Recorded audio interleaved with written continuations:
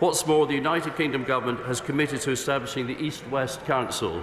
This will identify opportunities for deepening connections between Northern Ireland and the rest of the United Kingdom, including the scope for extending the Northern Ireland Investment Zone, which may bring benefits, I hope, to Stranraer and Cairnryan. Thank you, Mr. Speaker. Will the Minister ensure that business bodies in Scotland are fully aware of, for example, the new Intertrade UK body, so that they can see that business can prosper between Northern Ireland and Scotland? And also, very importantly, will he ensure that people can see the improvement in business trade flows between Scotland and Northern Ireland in 6 months' time compared to 6 months ago? Secretary of State. Well, Mr. Speaker, as set out in the command paper, the UK Government is working to establish Intertrade UK, and this will fulfil our pledge to grow the economy by ensuring that businesses large and small can make the most of the East-West trading opportunities. And implementing the Windsor framework and the command paper, the government's priorities, and we will, I say to the honourable gentleman, we will provide an update in very close time. Mr. Speaker. Thank you. With permission, Mr. Speaker, I will answer questions 4, 5 and 9 together. We prioritise bringing inflation down, the key to reducing cost of living pressures. We delivered on the Prime Minister's promise by more than halving it. In addition, the UK Government supported households with a package worth £104 billion, or on average £3,700 per household across the United Kingdom, including in Scotland. Thank you, Mr. Speaker. Well, families in my homeland are reeling from the cost of living crisis as both the Tory UK Government and the SNP Scottish Government have jointly loaded them with the highest tax burden in 70 years.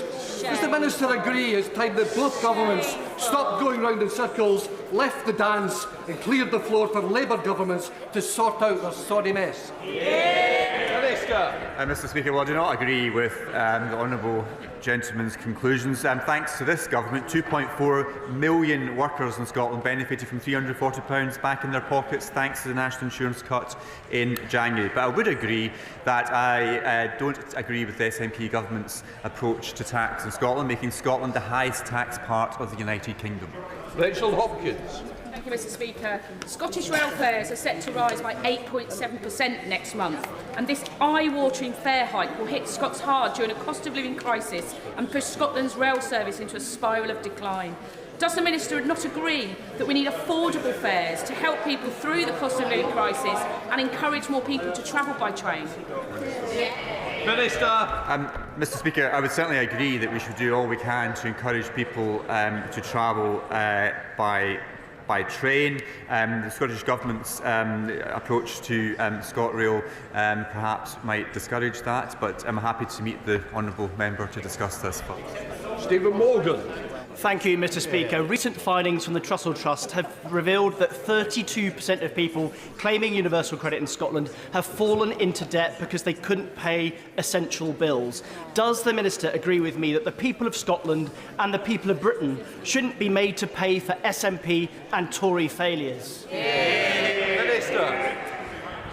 Mr. Speaker, since we're in 2021-2022, there are 1.7 million fewer people in absolute poverty after housing costs than what there were in 2009-2010, including 400,000 fewer children. So I certainly believe this government is taking lots of action to address poverty, particularly in work poverty. But I would agree that making Scotland the highest tax part of the UK does not help with that. John Stevenson. Yeah, Mr. Speaker. Would the Minister agree that putting up taxes in the way that the SNP are doing at present will do nothing to help with the cost of living? But would he also further agree that if they continue in this trajectory of increasing taxes, more and more Scots will want to leave and come to places like Carlisle, where of course they will be very welcome? Mr. Speaker, due to the SNP tax rises in Scotland, anyone earning over £28,867 will pay more income tax than those people living in England. Certainly from my own experience representing a Borders constituency, there is increasing evidence of people choosing to live south of the border rather than in the high tax Scottish jurisdiction, and with my discussions with STEM businesses, they increasingly find it difficult to recruit in Scotland because of the aggressive high tax policies of the SNP. Shall the Secretary of State Ian Murray? Thank you very much, Mr. Speaker. Regardless of what the Chancellor announces today, we're in the highest taxing-raising Parliament in history, and this is a consequence of the Minister's government's failure over 14 years. Ordinary hard-working Scots did not cause this economic crisis. The government did, but they are being made to pay for it. There have been 25 Tory tax rises since the last election, and the average family is much worse off as a result. So does the Minister agree with the Institute for Fiscal Studies that even after today's budget, the overall tax burden on working people will still reach record levels?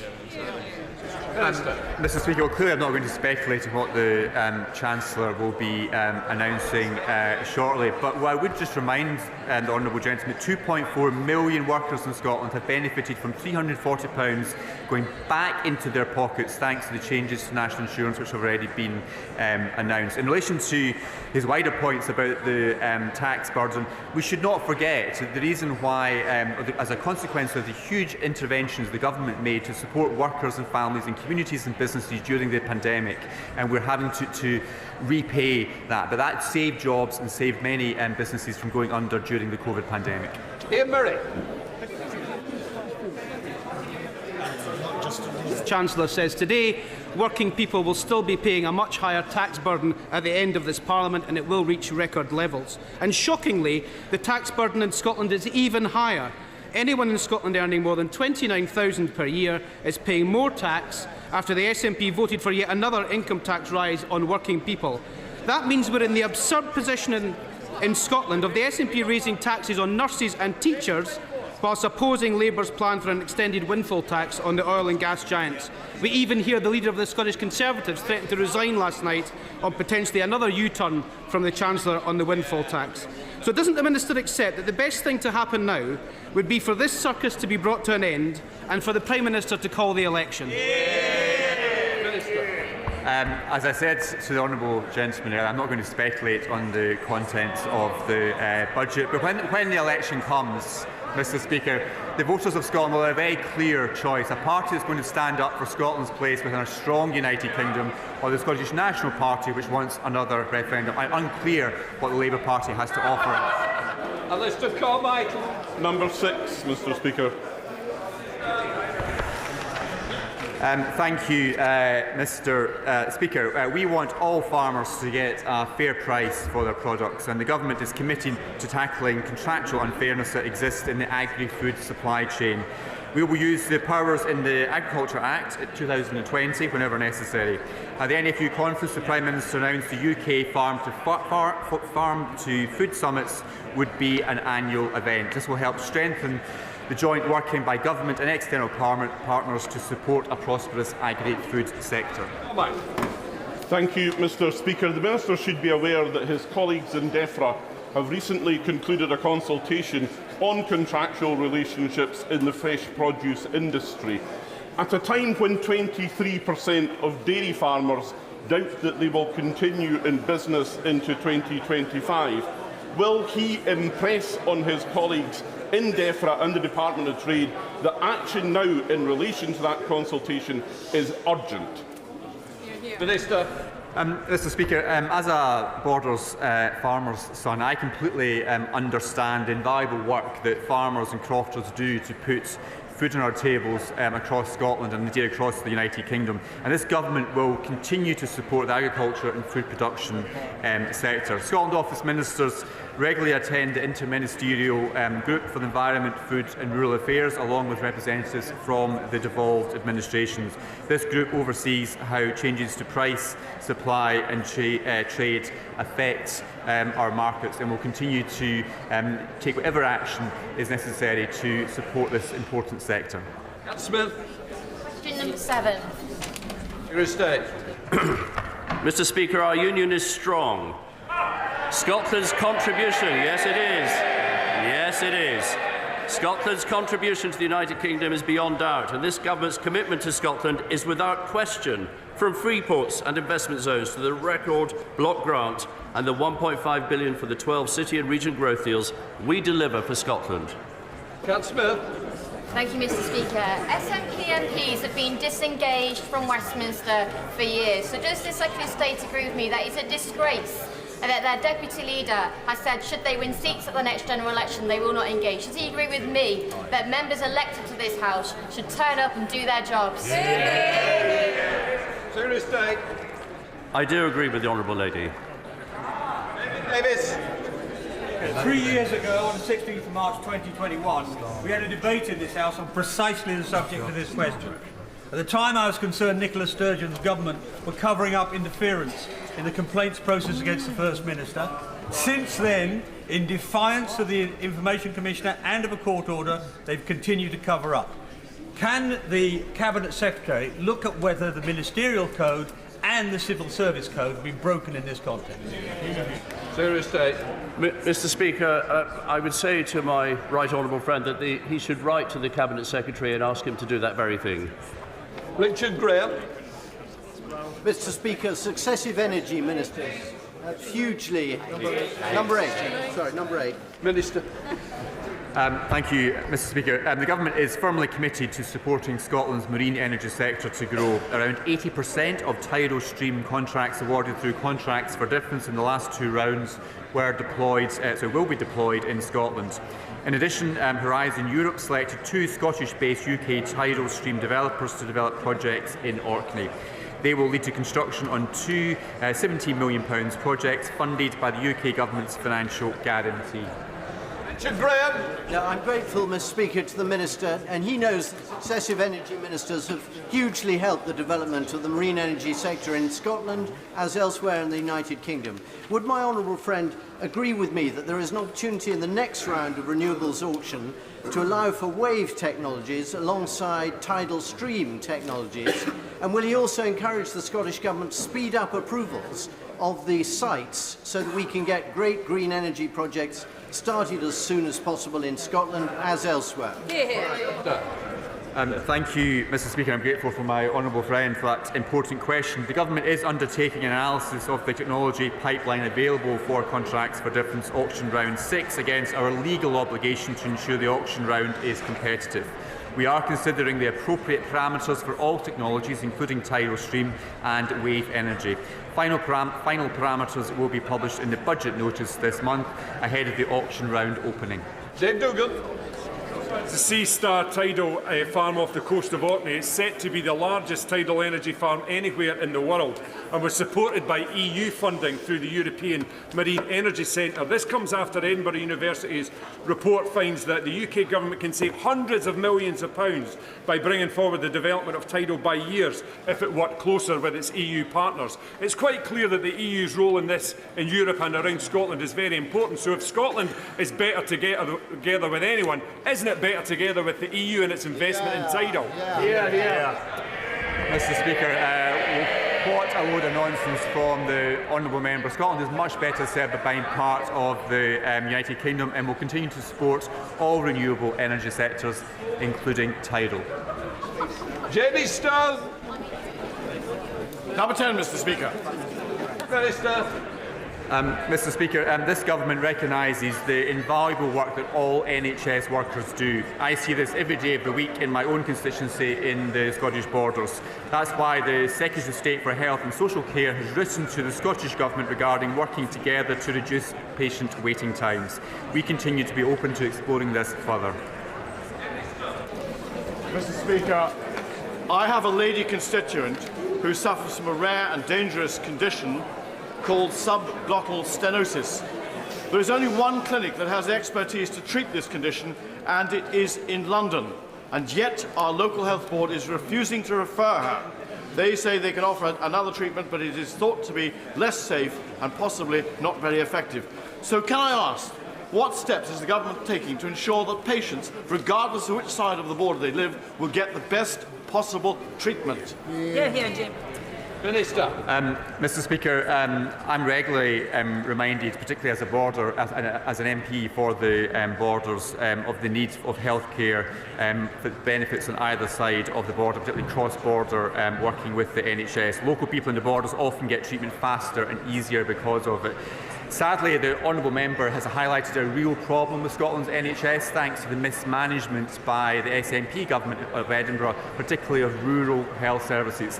Now, he's identified a very distressing case for his constituent, and I'm very happy to write to the Scottish Government along with him to raise this case with them. Theresa Villiers. Question 11, please, Mr. Speaker.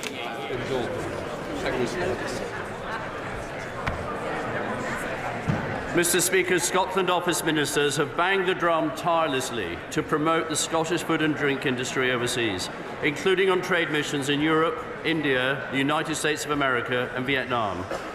In Vietnam, sales of Scotch whisky have already increased fourfold and are still growing, Mr. Speaker. And I was delighted to discuss what more can be done to improve trade links and market access with the Vietnamese government during my recent visit. Scotland's farming and fish sector produces some of the finest produce in the world, so will the Secretary of State do all he can to promote the sale of Scottish smoked salmon abroad as a premium product known the world over? Secretary of State. Well, I think I heard smoked salmon, Mr. Speaker, and it's not just smoked salmon. The most recent figures show that Scotland's world-leading food and drink sector accounted for 29% of all UK food and drink exports. To help the sector continue to flourish, this government has secured trade agreements with 71 non-EU countries and the EU, and the total UK trade with these partners is worth £808 billion. Shannon. Thank the Minister for that answer. Minister, Scotland's food exports have shown... The order. Mr Cunningham, sit down. Jim Shaw. Thank you, Mr Speaker. Scotland's food exports, some of those companies have been prevented of trading with Northern Ireland. There is now an Intertrade UK body set up as a result of the discussions that have taken place. Can I ask the Minister this question? What is the Minister and his department doing to ensure that those companies who have stopped trading are encouraged to start trading again with Northern Ireland? Well, Mr. Speaker, that in the UK command paper, we're setting up the East-West Council, and the East-West Council will work to bring around those solutions. Jim Blackford. Question number 12, Mr. Speaker. Secretary of State.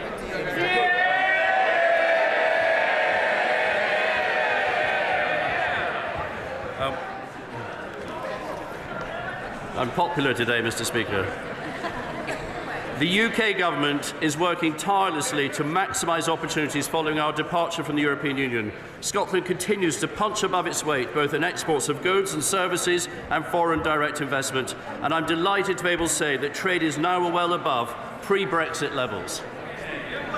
Mr. Speaker, Scotland has been hammered by Westminster's imposition of a hard Brexit, with the Scottish salmon industry alone suffering additional £12 million of Brexit red tape costs. Across every sector of Scotland's economy, Brexit has added red tape costs, limited access to vital workers and limited markets. Is the Secretary of State proud of his legacy and includes a deliberate and avoidable undermining of Scotland's economy? Mr. Speaker, as the honourable gentleman will appreciate, our departure from the EU has allowed us to forge new relationships. Consequently, Scotland's exports are performing well, up 13%. David Dewick. Very much, Mr. Speaker. Will friends join me in welcoming the completion of fisheries negotiations with Faroe, resulting in 2,200 tonnes of fishing quota, mostly for the Scottish fleet? And will he also agree that since the UK became an independent coastal state, the Scottish fleet and those who negotiate on their behalf, including the SNP Scottish Government ministers and their officials, have a far stronger voice in these annual negotiations than if the SNP had their way and went back into the EU and the common fisheries policy? My honourable friend is a great champion for the fishing industry, and I completely agree with him. We now come to Prime Minister's questions, but we are joined today in the gallery by the Speaker of the Supreme Council of the Kyrgyz Republic. I now call Charlotte Littles. Number 1, please, Mr. Speaker.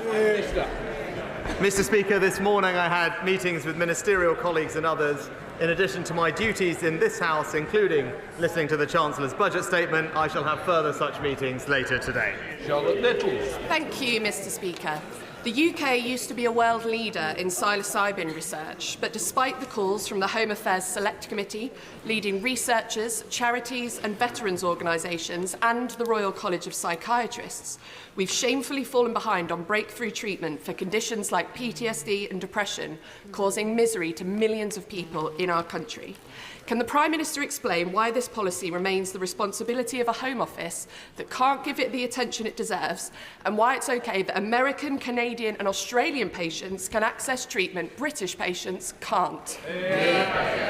Prime Minister. Mr. Speaker, I completely sympathise and understand why people suffering from distressing conditions will want to seek the best possible treatment available, and I thank the Honourable Lady for raising the issue. We are committed to ensuring that the UK is a world-leading jurisdiction for pharmaceutical, clinical and other medical research, and we have in fact asked the Advisory Council on the Misuse of Drugs to review barriers to legitimate medical research involving controlled drugs such as psilocybin. Our response to the Council's recommendations, I'm pleased to tell the Honourable Lady, will be published as soon as possible. Dr. Kiraba.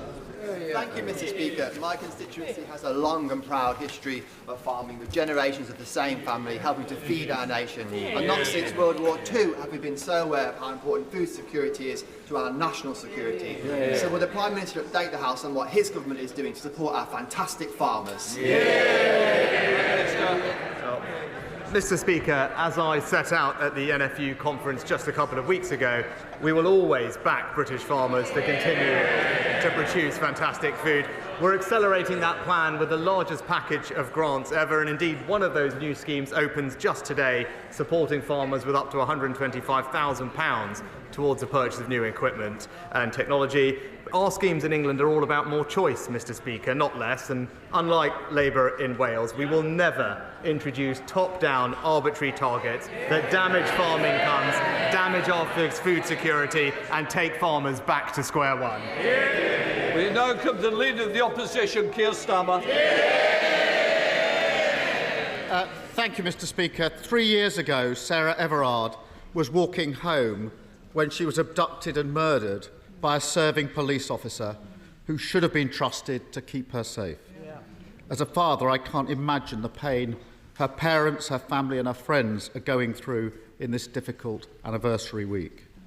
Lady Angelina's report exposes the appalling failure in police vetting and in misconduct processes. And I'm very troubled by its conclusion that there is, and I'm going to quote it, nothing to stop another Cousins operating in plain sight. How can that be the case 3 years on from this horrendous crime?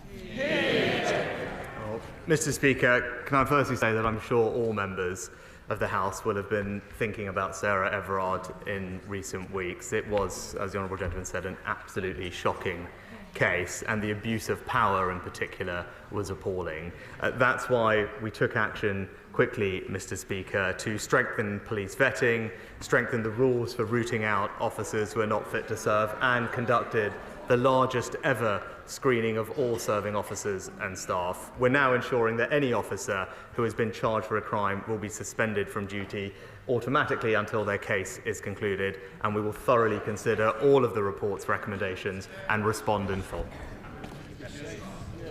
The Prime Minister mentions vetting, and I just want to press on that because serious failures in police vetting were raised in independent reports as long ago as 2012, 2019, 2022 and 2023.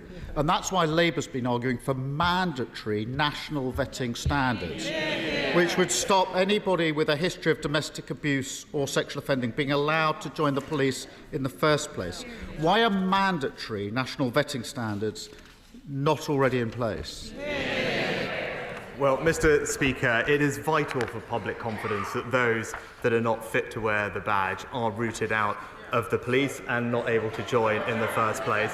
That's why the College of Policing has updated its existing statutory code on vetting, and that happened quickly. And in addition, the Policing Inspectorate, Mr. Speaker, carried out a rapid inspection of all forces' progress against the previous findings.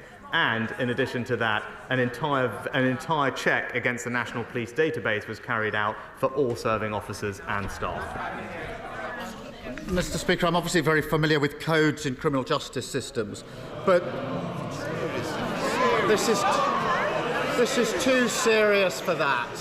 There's a world of difference between a code and binding mandatory standards, which don't have legal effect, and that should trouble members across the House. Yeah. Cousin's history of sexual offending stretched back many years. On 4 occasions, despite allegations of indecent exposure, he wasn't sacked. We know indecent exposure is a gateway to more horrific crimes, as was tragically shown to be the case not only in Sarah Everard's case, but also Libby Squire. But it's not treated with the seriousness required.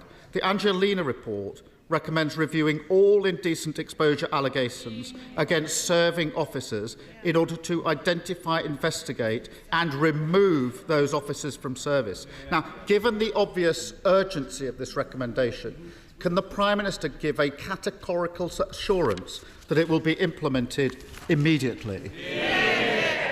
Mr. Speaker, as the Home Secretary addressed this specifically when he made his statement, indecent exposure, just like any other kind of sexually motivated crime, is abhorrent. And we expect police chiefs to take it extremely seriously.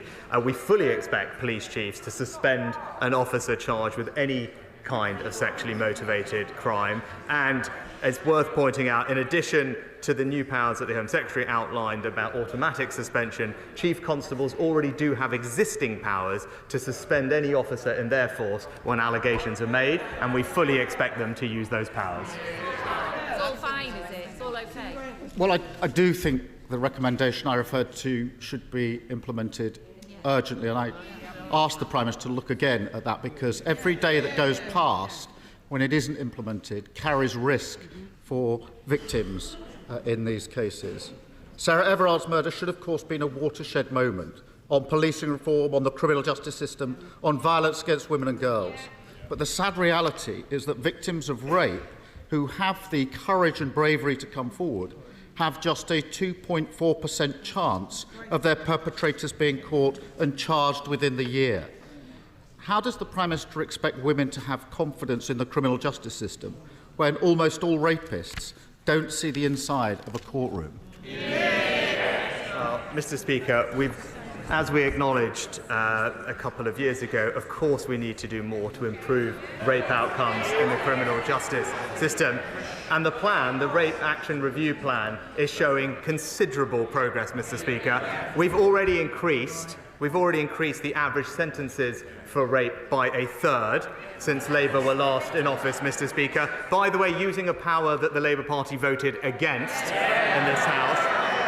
And thanks to our action plan, we've seen police referrals double, charges double, and last year there was a 50% increase in rape convictions, and now rapists will serve every single day of their sentence behind bars. And the honourable gentleman did raise his time at the Crown Prosecution Service, but he hasn't acknowledged that under his tenure, rape convictions actually dropped. Well, the Prime Minister knows that is going to be fact-checked. He also knows I support tough sentences. I really do think that the victims of violence against women and girls deserve better than this nonsense from the Prime Minister. It needs to be taken seriously. It's not games, Prime Minister. We all want more victims to come forward, but we have to be honest. Unless things change, the criminal justice system will continue to fail them. That's why we're committed to introducing specialist rape and sexual offences teams in every force to give victims specialist support and confidence that their experience will be investigated properly. When will the Prime Minister commit to doing the same? Mr. Speaker, we've already implemented a Rape Action Review Plan. He says about taking this seriously. Here are the things that we have done, Mr. Speaker. We have ended the appalling digital strip search that victims had to go through with their mobile phones. We've ensured that there's better use of pre-recorded cross-examination. We've rolled out Operation Sorteria with incredible success across all national police forces, and we have increased significantly the number of independent sexual, domestic violence and abuse advisors to up to 1,000, and there is more specialist training in all police forces for these prosecutions. That is a plan that we've already put in place. It's a plan that is working doing to ensure that we can keep women and girls in our country safe? Mr. Speaker, the problem is the rosy picture the Prime Minister tries to paint of the current criminal justice system is completely at odds with the confidence many women currently have in it. And with the publication of the Angelina report, the country deserves to know that we're doing all we can to make our country safe for women. That starts with what should be the most basic task, creating a safe workplace here in Westminster. And at the moment, as everyone in this House knows, we are failing in that endeavour, and we all have a duty to change this. So when will he make time for the vote on banning from Parliament MPs who face allegations of sex offences? Prime Minister. Mr. Speaker, it is absolutely right that we ensure our communities are safe for women and girls. That's why we passed the landmark Domestic Abuse Act. That's why we set up a new 24/7 victim support line. It's why we've quadrupled funding for victim support, and why we are investing in practical things like CCTV and better street lighting in safer communities up and down the country. Now, of course, there is always more we can do, but this government has a strong track record in ensuring that women across this country will feel safe.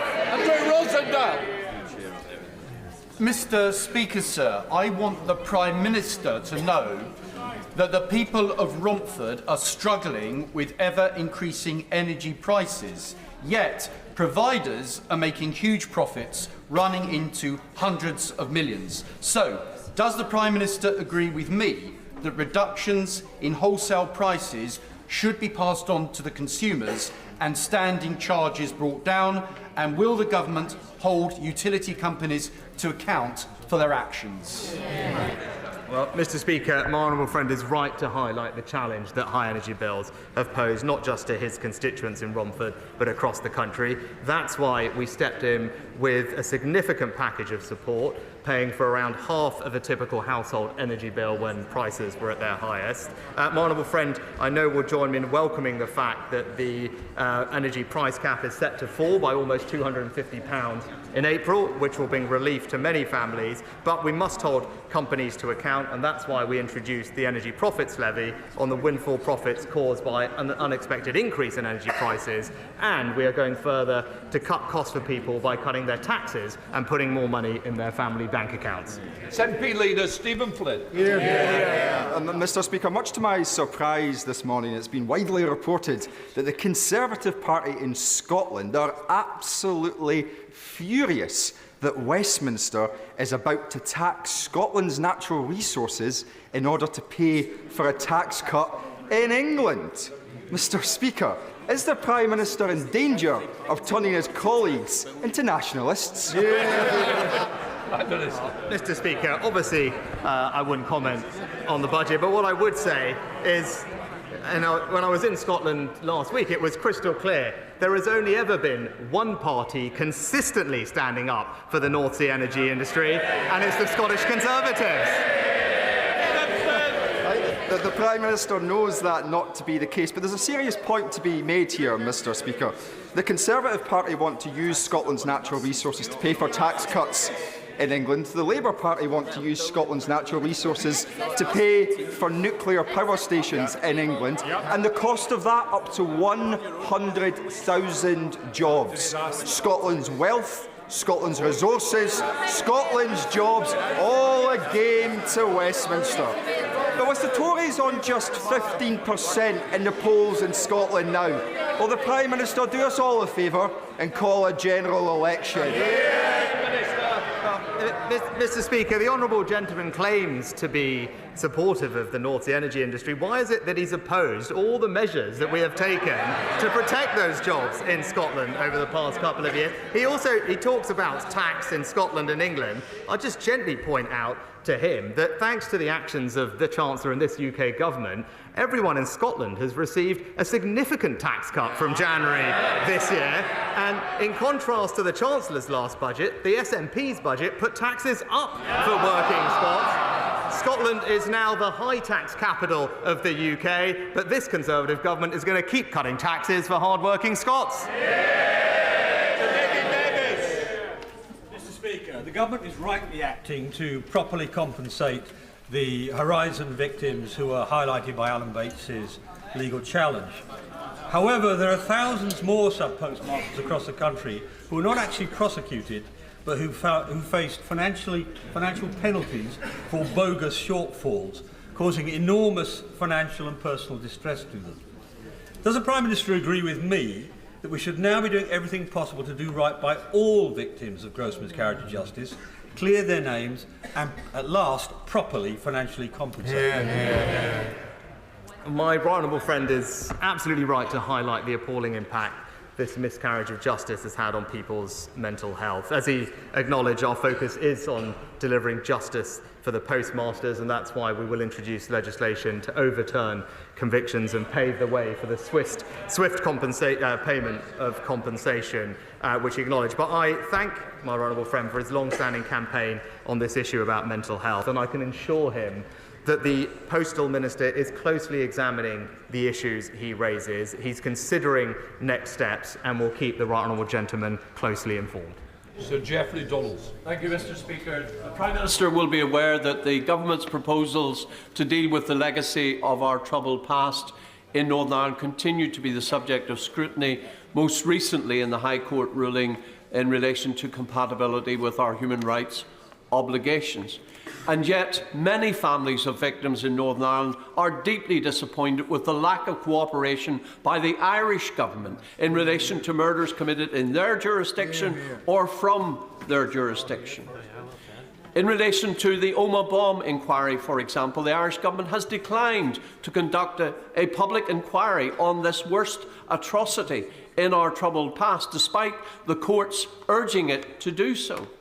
Will the Prime Minister continue to press the Irish Government on the need for them to make available facilities to enable the families of innocent victims, including in Omagh, to pursue justice for their loved ones? Can I thank my right honourable friend for his question on this important topic, which I know will be of great interest not just to his constituents but many others across Northern Ireland. The Government has set forward its plans to deal with the legacy of the past and will continue to engage with everyone in Northern Ireland, whatever their views, to set out the best way forward. But I can confirm to him that the Secretary of State for Northern Ireland has raised these specific issues directly with the Irish Government and will continue to do so. And I also spoke to the Taoiseach myself about this very matter.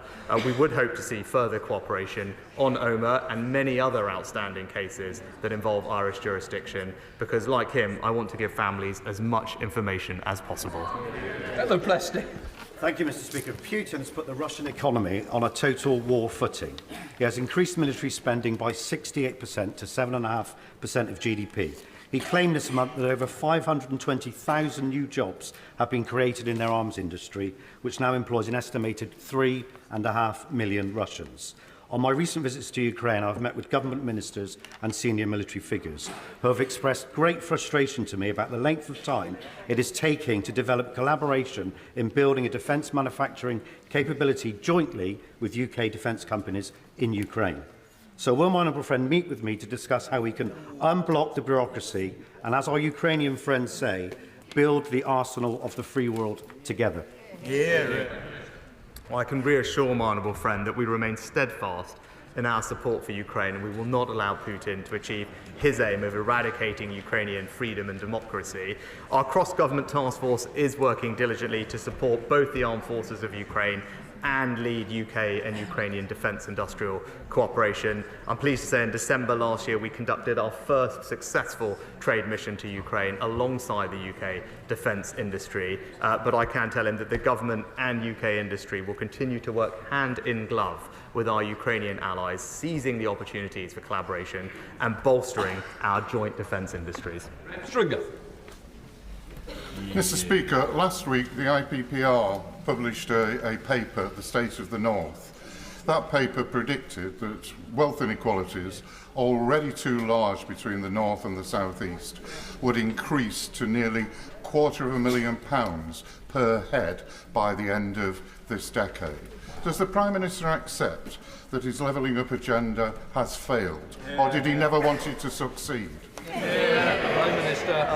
Mr. Speaker, on the contrary, inequality in our country has actually declined under this Conservative government. And when it comes to levelling up in the north, it's actually the north that has received some of the highest amounts of per capita levelling up funding of any region in the country. And I know when he last popped up to ask me a question about our investment in the north, I was wondering if he's managed to get an answer as to what exactly the Labour Party's position on HS2 is. Because I'd still like to know, because what we're doing is taking that money and reinvesting every penny of it across the north in forms of transportation that people use every day, delivering benefits quicker to communities not just in his constituency but across the entire north, and it's been warmly welcomed everywhere that I've been. Thank you, Mr. Speaker. Would my right honourable friend agree that the performance of the Labour Party in voting down our Rwanda bill in the House of Lords is a disgrace? It is only the Conservative government and the Conservatives who have a plan for dealing with illegal immigration and the people's vote. Action on illegal immigration is a top priority in my constituency, and Labour has no policy or plan on this at all. Well, Mr. Speaker, my honourable friend makes an excellent point. He knows, like I know, that if you want to fully stop the boats, you need to have a working deterrent. That means if someone comes here illegally, you must be able to remove them to a safe third country alternative. That's why the Rwanda scheme is so important, and that's why we're determined to see it through. But it was just in the last week an independent report was published talking about the Labour Party's policies in this area, which made it crystal clear that they don't have a plan to stop the boats, and in fact their idea would see the UK accept hundreds of thousands more migrants. Thank you very much, Mr. Speaker.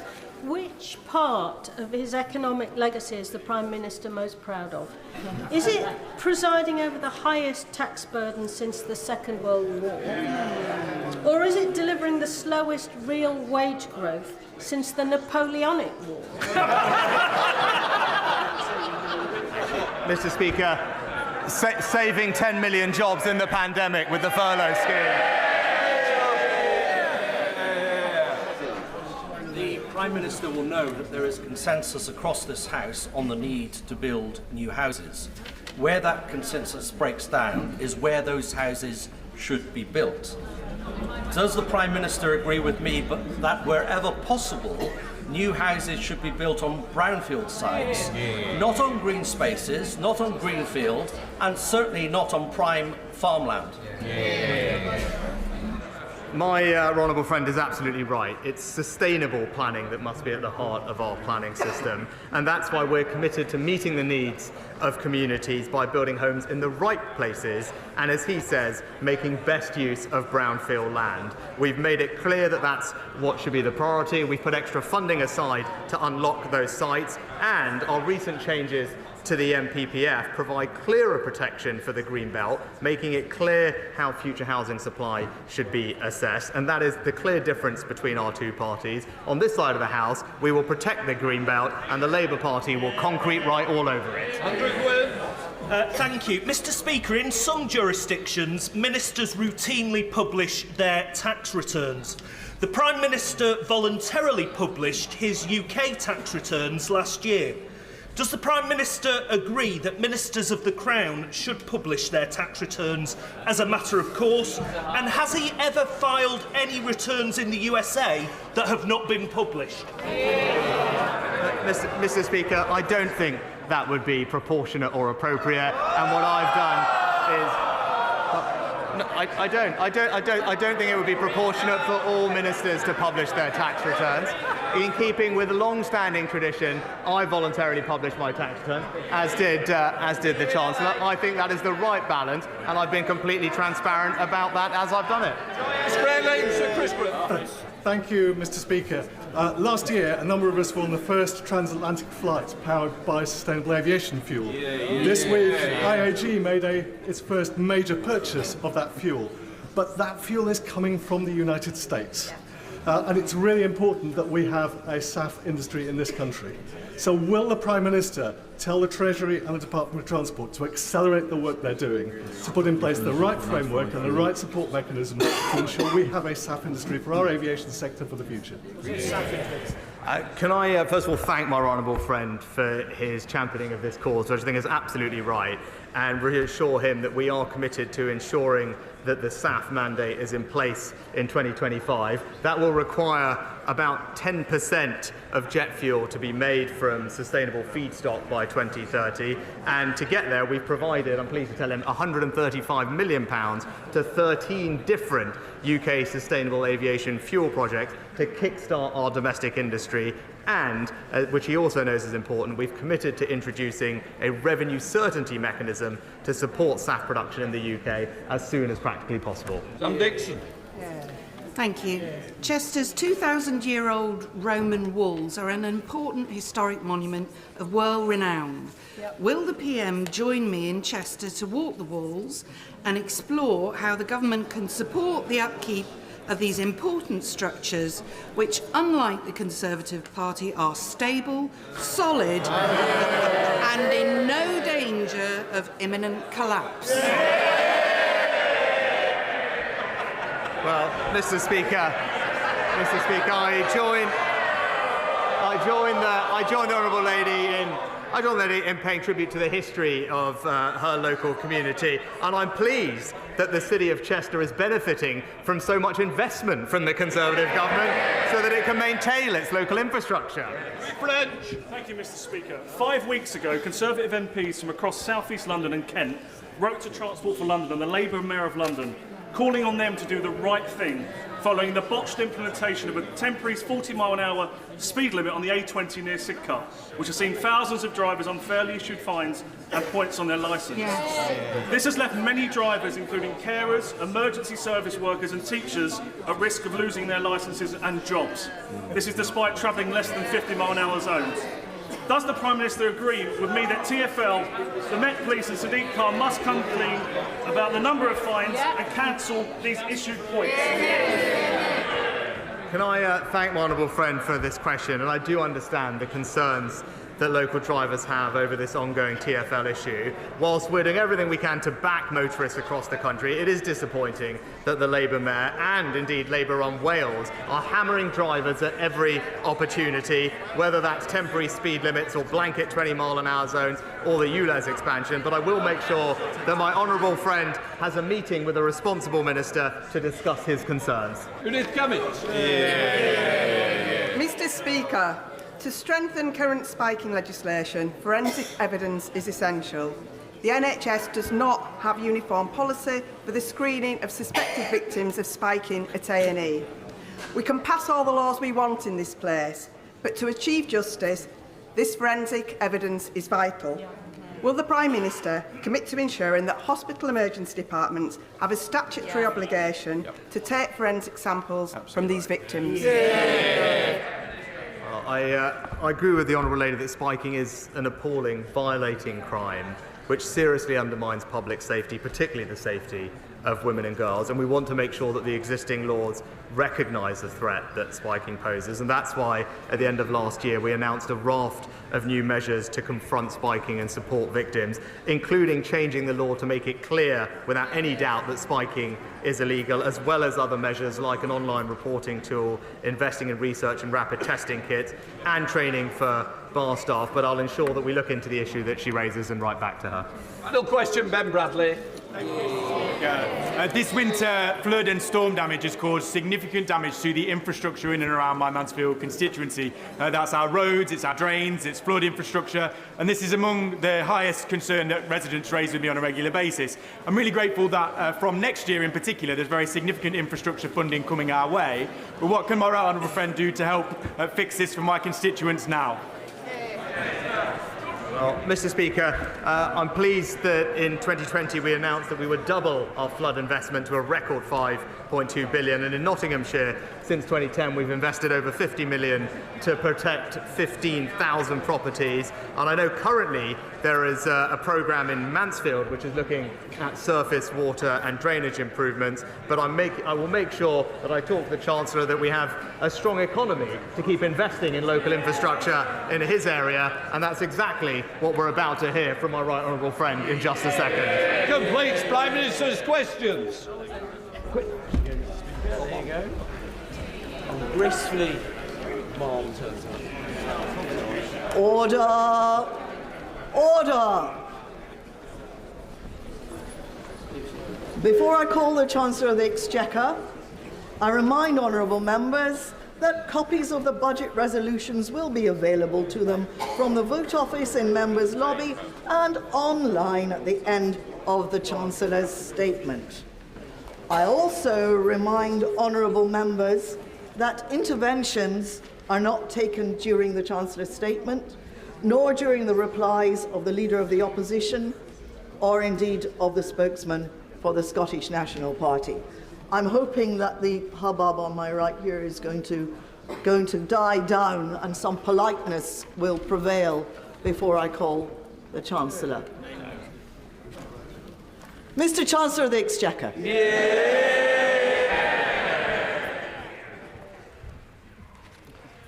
Madam Deputy Speaker, as we mourn the tragic loss of life in Israel and Gaza, the Prime Minister reminded us last week of the need to fight extremism and heal divisions. So I start today by remembering the Muslims who died in 2 world wars in the service of freedom and democracy. We need a memorial to honour them, so following representations from the Right Honourable Member for Bromsgrove and others, I've decided to allocate £1 million towards the cost of building one. Whatever your faith or colour or class, this country will never forget the sacrifices made for our future. Madam Deputy Speaker, in recent times the UK and the UK economy has dealt with a financial crisis, a pandemic and an energy shock caused by war in Europe. Yet despite the most challenging economic headwinds in modern history, under Conservative governments since 2010, growth has been higher than every large European economy. Unemployment has halved, absolute poverty has gone down, and there are 800 more people in jobs for every single day that we've been in office.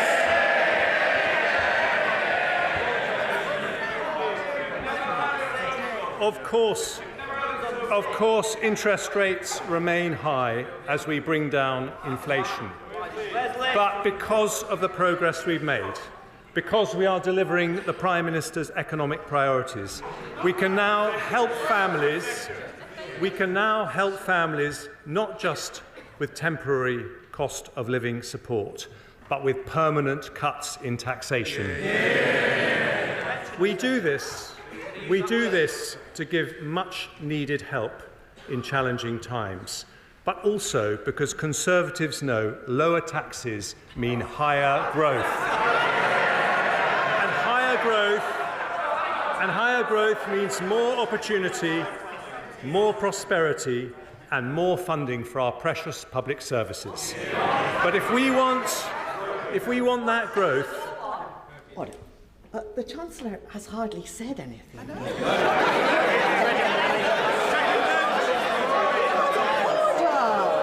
Order! You can't get excited yet.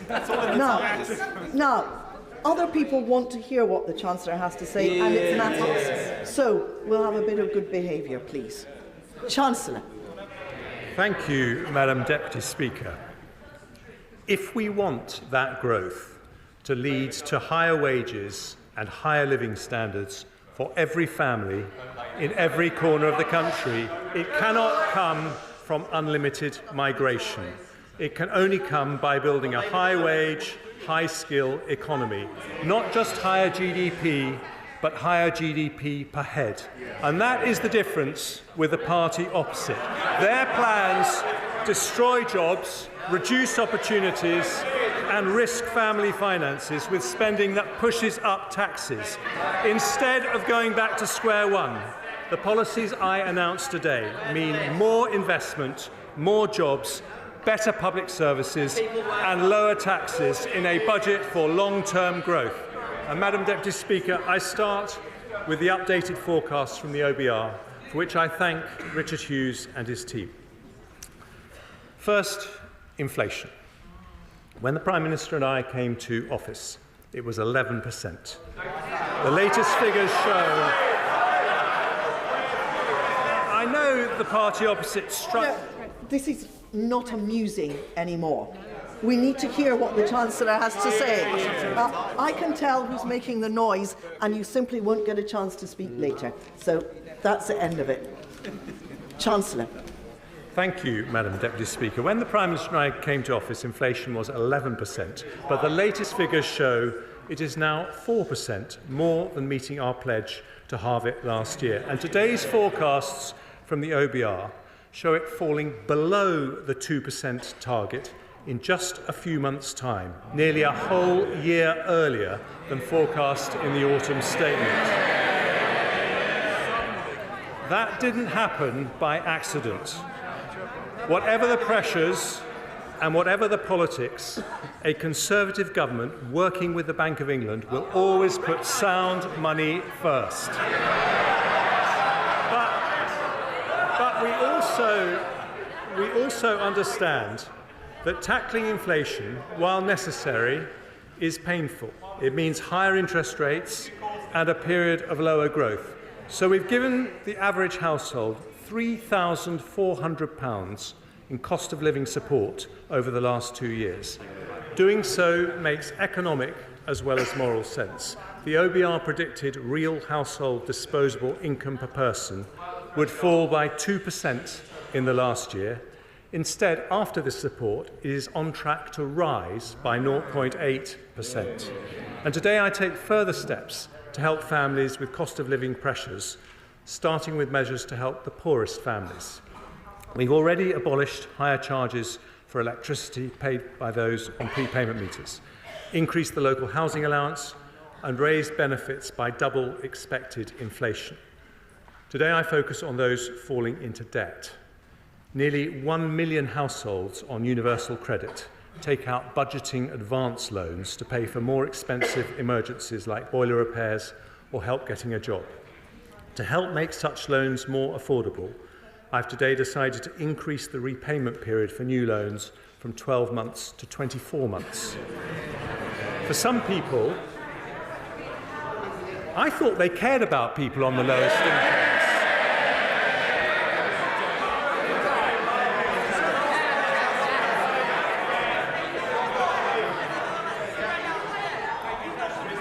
Trust the Labour Party not to want to hear about debt. For some people, the best way to resolve debt is through a debt relief order. But getting one costs £90, which can deter the very people who need them the most. So having listened carefully to representations from citizens' advice, I today relieve pressure on around 40,000 families every year by abolishing the £90 charge completely. Next, the Household Support Fund. It was set up on a temporary basis and due to conclude at the end of this month. Having listened carefully to representations from the Joseph Rowntree Foundation, the Trussell Trust, and honourable members from East Ham, Colchester, Ruislip, Northwood and Pinner, and Suffolk Coastal, amongst others, I've decided that with the battle against inflation still not over, now is not the time to stop the targeted help it offers. We will therefore continue it at current levels for another 6 months. Next, I turn to a measure that will help businesses and households more broadly. In the autumn statement, I froze alcohol duty until August of this year. Without any action today, it would have been due to rise by 3%.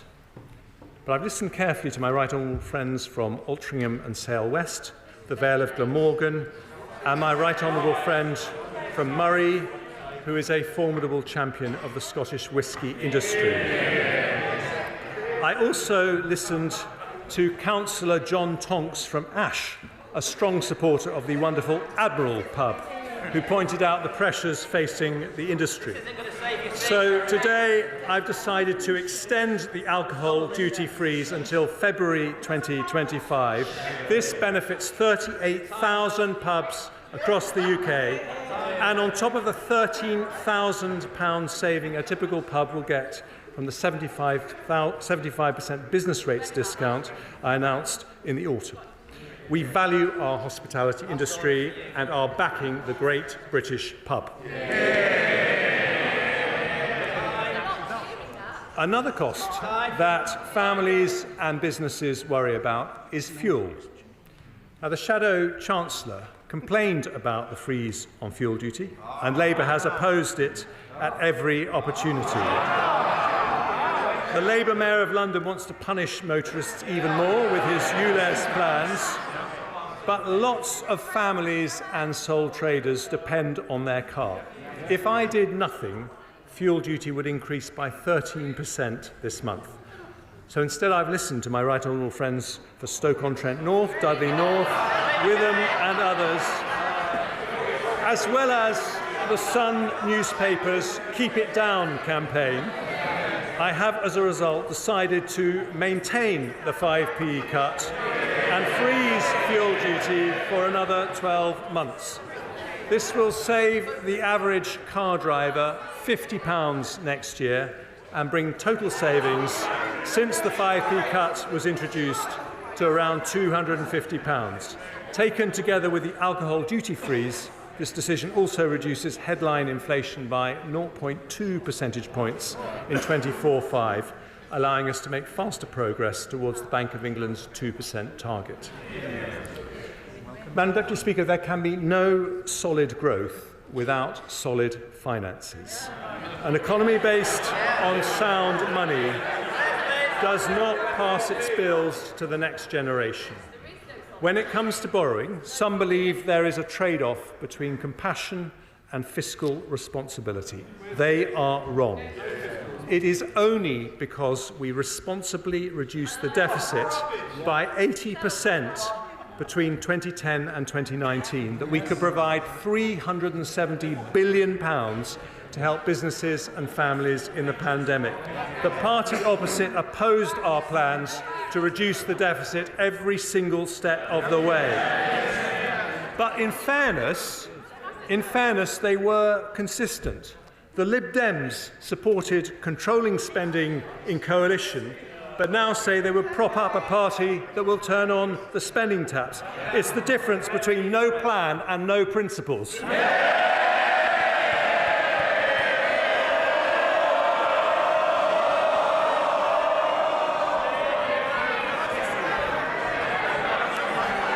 And I'm delighted the right honourable gentleman from the Lib Dems was here to hear it for once.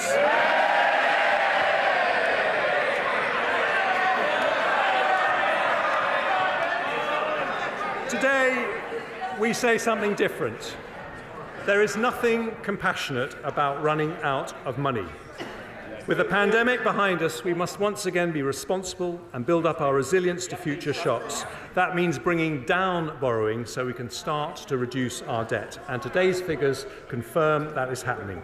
Ahead of my first autumn statement in 22, the OBR forecast headline debt would rise to above 100% of GDP. Today, they will say it will fall in every year to just 94% by 28-29. Underlying debt, which excludes Bank of England debt, will be 91.7% in 24/5, according to the OBR, then 92.8%, 93.2%, 93.2% before falling to 92.9% in 28-29, with final year headroom against debt falling of £8.9 billion.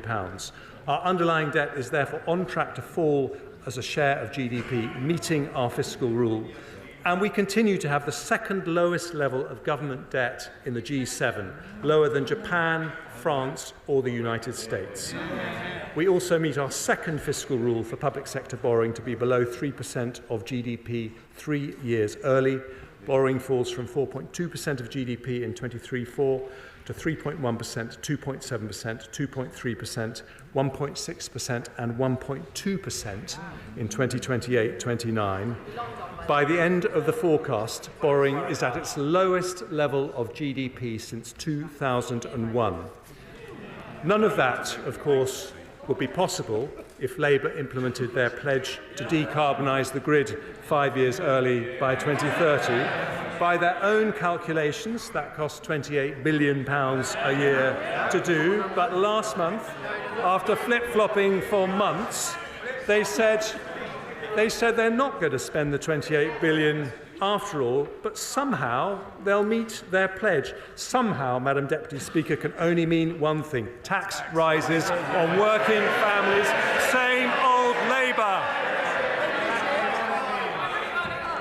Today, in contrast, a Conservative government brings down taxes with borrowing broadly unchanged.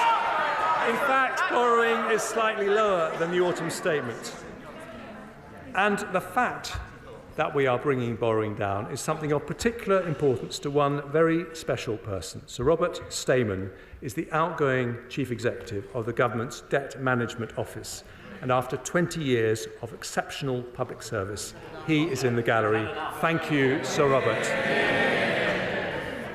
I now turn to growth. Just after I became Chancellor, the OBR expected GDP to fall by 1.4% in the following year. In fact, it grew, albeit slowly. Now the OBR expects the economy to grow by 0.8% this year and 1.9% next year, 0.5% higher than their autumn forecast. After that, growth rises to 2.2%, 1.8% and 1.7% in 2028. Since 2010, they don't want to hear this, but these are the facts. Since 2010, we have grown faster than Germany, France or Italy, the three largest European economies. And according to the IMF, we will continue to grow faster than all three of them in the 5 years ahead. Surveys by Lloyds and Deloitte show business confidence is returning. In other words, because we have turned the corner on inflation, we will soon turn the corner on growth. And today's OBR forecasts also show that we have made good progress on the Prime Minister's three economic priorities. Compared to when the three pledges were made, inflation has halved, debt is falling in line with our fiscal rules, and growth is fully 1.5 percentage points higher than predicted. And as growth returns, they don't have a growth plan, so they might as well listen to ours. As growth returns, our plan is for economic growth not sustained through migration, but one that raises wages and living standards for families. Not just higher GDP, but higher GDP per head, and that means sticking to our plan with a budget for long-term growth, more investment, more jobs, better public services and lower taxes. And I start with investment. Economists say that stimulating investment is the most effective way to raise productivity and therefore wages and living standards. Since 2010, we've been doing just that. Business, well, you might want to listen to what I'm about to say because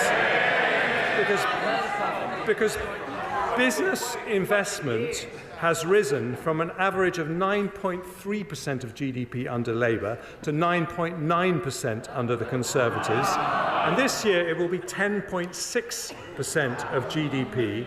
That is £30 billion more business investment than if it had continued at Labour levels. And it's still going up. In the short period since the autumn statement, Nissan have announced they'll build 2 new electric car models in the UK. Microsoft and Google have announced data centres worth over £3 billion. Thanks to my right honourable friend, the Business Secretary, the Global Investment Summit unlocked £30 billion of investment. In fact, since 2010, greenfield foreign direct investment has been higher than anywhere else in Europe. And for the last 3 years, we have been the third highest in the world after the United States and China. And we're not stopping there. In the autumn statement, I announced we would introduce permanent full expensing, a £10 billion tax cut for businesses that gives the UK the most attractive investment tax regime of any large European or G7 country. It was welcomed by over 200 business leaders, with the CBI saying it was a game changer and the single most transformational thing we could do to fire up the British economy. And today I take further steps to boost investment. Having listened to calls from the CBI, Make UK and the BCC, we'll shortly publish draft legislation for full expensing to apply to leased assets, a change I intend to bring in as soon as it's affordable. We'll also help small businesses, something close to my own heart, as well as the business rate support and work on prompt payments I announced in the autumn. I'll provide £200 million of funding to extend the recovery loan scheme as it transitions to the growth guarantee scheme, helping 11,000 SMEs access the finance they need. And following representations from the Federation of Small Business, as well as honourable members for Loughborough, Southend West and Rother Valley, I will reduce the administrative and financial impact of VAT by increasing the VAT registration threshold from £85,000 to £90,000 from April the 1st, the first increase in 7 years. That will bring tens of thousands of businesses out of paying VAT altogether and encourage many more to invest and grow. I now move to measures to address historic underinvestment in our nations and regions. Since we started levelling up in 2019, 2/3 of all new salaried jobs have been created outside London and the South East. We've announced 13 investment zones and 12 free ports, which continue to attract investment, including recently, thanks to the efforts of Mayor Ben Houchen from the Numa Group, who are investing £15 million into the Tees Valley investment zone. Today, working with the Levelling Up Secretary, I devolve further power to local leaders who are best placed to promote growth in their areas. I can announce the North East Trailblazer devolution deal, providing a package of support for the region potentially worth over £100 million. I'll devolve powers to Buckinghamshire, Warwickshire, and to the most beautiful county in England, Surrey. I see the Leader of the Opposition smiling because, like me, he is a Surrey boy. I know he's been taking advice from Lord Mandelson, who yesterday rather uncharitably said he needed to shed a few pounds. Ordinary families will shed more than a few pounds if that lot get in.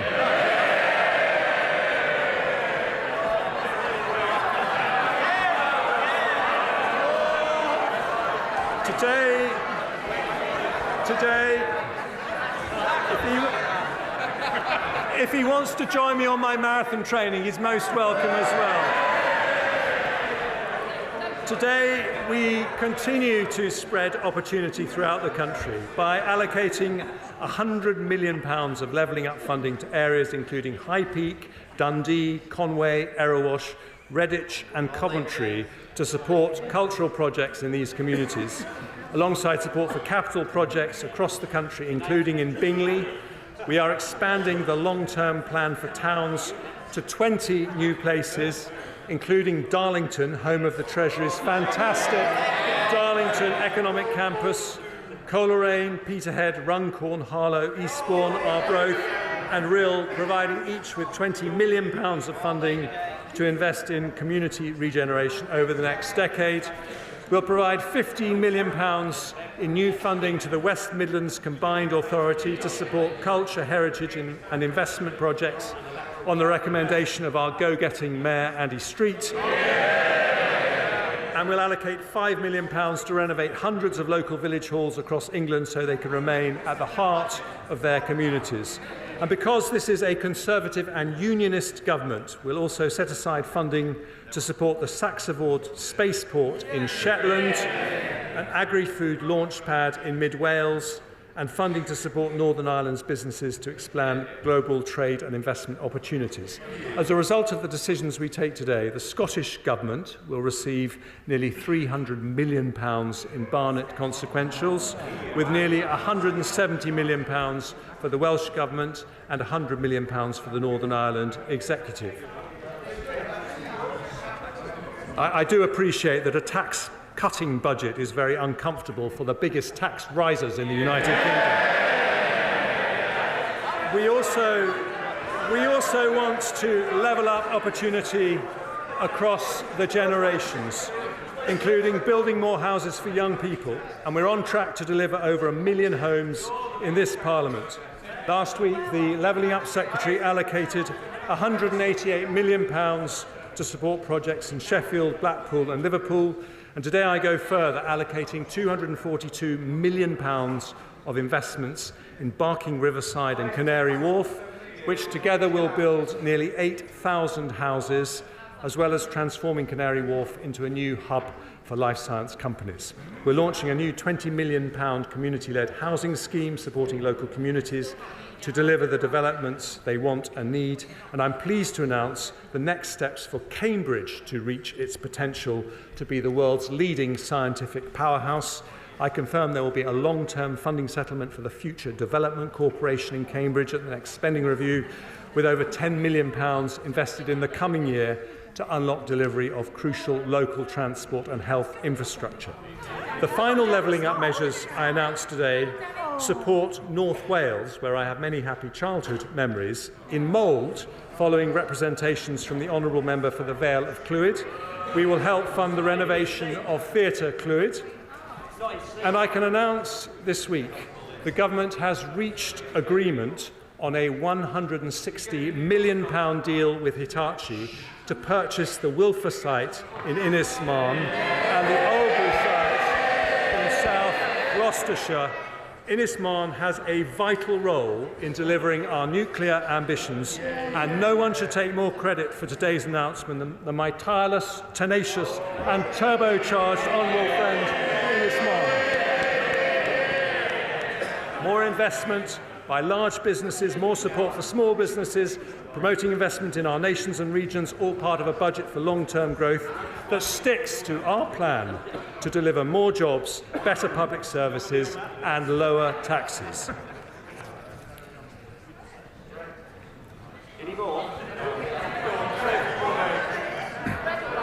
I now turn to one of the most powerful ways to attract investment, namely supporting our most innovative industries.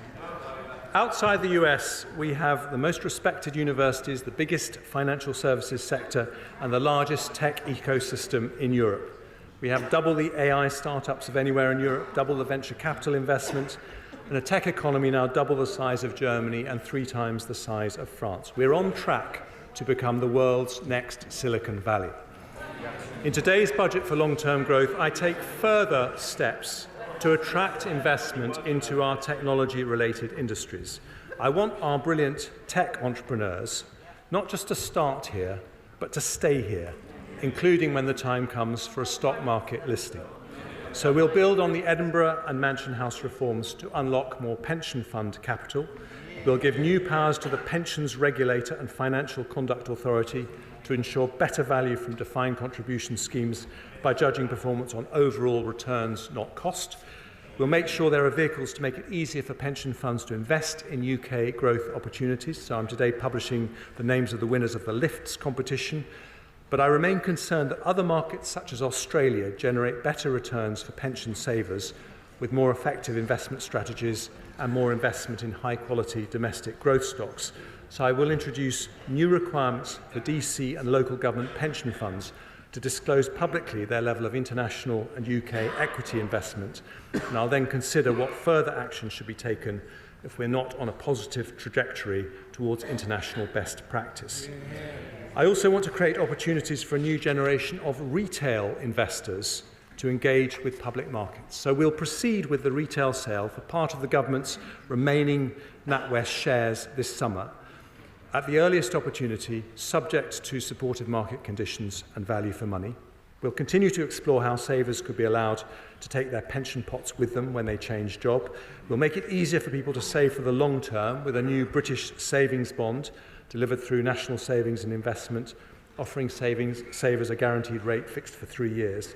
And today, following calls from over 200 representatives of the city and our high-growth sectors, I will reform the ISA system to encourage more people to invest in UK assets.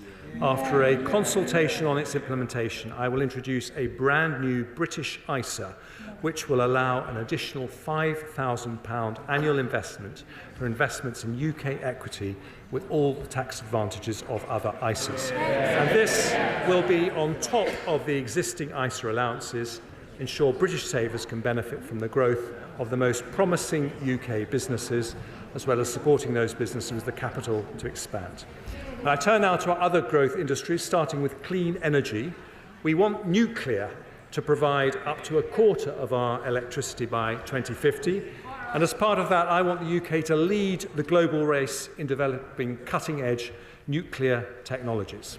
I can therefore announce that Great British Nuclear will begin the next phase of the small modular reactor selection process, with companies now having until June to submit their initial tender responses.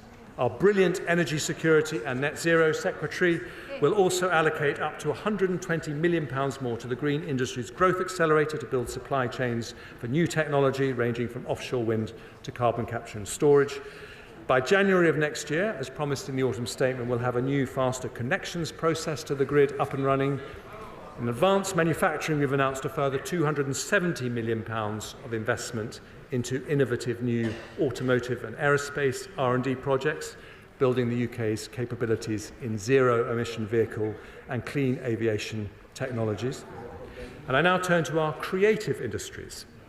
We have become Europe's largest film and TV production centre, with Idris Elba, Keira Knightley and Orlando Bloom all filming their latest productions here. Studio space in the UK has doubled in the last 3 years, and at the current rate of expansion, next year we will be second only to Hollywood globally. In the autumn statement, I committed to providing more tax relief for visual effects in film and high-end TV. I can today confirm that we will increase the rate of tax credit by 5% and remove the 80% cap for visual effects costs in the audiovisual expenditure credit.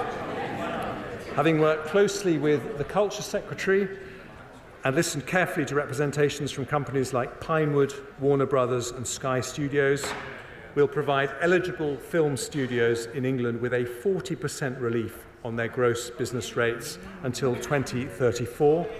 And having heard representations from the British Film Industry Pact and indeed the Prime Minister, we will introduce a new tax credit for UK independent films with a budget of less than £15 million. For our creative industries more broadly, we will provide £26 million of funding to our preeminent theatre, the National Theatre, to upgrade its stages. And today I particularly want to recognise the contribution of our creative industries and the tourism that comes from orchestras, museums, galleries and theatres. In the pandemic, we introduced higher 45% and 50% levels of tax relief, which were due to end in March 25. They have been a lifeline for performing arts across the country. Today, in recognition of their vital importance to our national life, I can announce I am making those tax reliefs permanent at 45% for touring and orchestral productions and 40% for non-touring productions. Lord Lloyd Webber says this will be a once-in-a-generation transformational change that will ensure Britain remains the global capital of creativity. I suspect the new theatre reliefs may be of particular interest to the Shadow Chancellor, who seems to fancy her thespian skills when it comes to acting like a Tory. The trouble is, we all know how her show ends. Higher taxes, like every Labour government in history.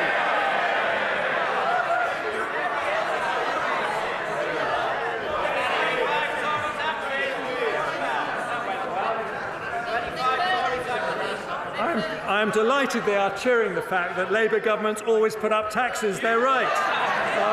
And I also want to mention our life sciences sector, where we will support research by medical charities into diseases such as cancer, dementia and epilepsy, with an additional £45 million, including £3 million for Cancer Research UK. But I have long believed we should be manufacturing medicines as well as developing them. So I can today also announce a brand new investment by one of our greatest life science companies, AstraZeneca, led by mon ami, the irrepressible Sir Pascal Soriot. AstraZeneca made their COVID vaccine available to developing countries at cost, as a result saving over 6 million lives. And today, because of the government's support for the life sciences sector, they announced plans to invest £650 million in the UK to expand their footprint on the Cambridge Biomedical Campus and fund the building of a vaccine manufacturing hub in Speke in Liverpool. More investment, better jobs in every corner of the country in a long-term budget for growth from a Conservative government.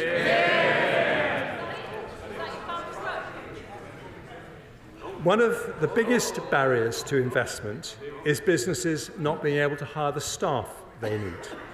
The economy today has around 900,000 vacancies. It would be easy to fill them with higher migration, but with over 10 million adults of working age who are not in work, that would be economically and morally wrong. Those who can work should. And this is an issue that I have tackled in every budget and autumn statement I've delivered. A year ago, I abolished the pensions lifetime allowance, which pushed doctors and others to take early retirement. Ask any doctor what they think about Labour's plans to bring it back, and they will say, don't go back to square one. In the autumn, with the help of our superb Work and Pensions Secretary, we announced the Back to Work plan, which will support 1 million adults with medical conditions and reduce the number of people assessed as not needing to work by 2/3. A year ago, I also announced the biggest ever expansion of childcare, extending the 30-hour free childcare offer. Just listen. Extending the 30-hour free childcare offer to all children of working parents from 9 months. We've not had a childcare plan from Labour, so you might want to listen to ours. Our plan will mean an extra 60,000 parents enter the workforce in the next 4 years, a tremendous achievement for the Education Secretary, who I think is doing an effing good job. And today, following representations from many people, including the CBI, I announced measures to support the childcare sector make the new investments it now needs to. So I am guaranteeing the rates that will be paid to childcare providers to deliver our landmark offer for children over 9 months old for the next 2 years. That is more people in work, more jobs, sticking to our plan in a long-term budget for growth. And I now turn to public services.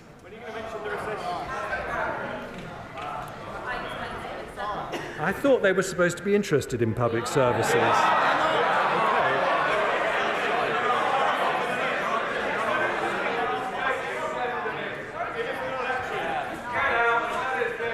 I can wait.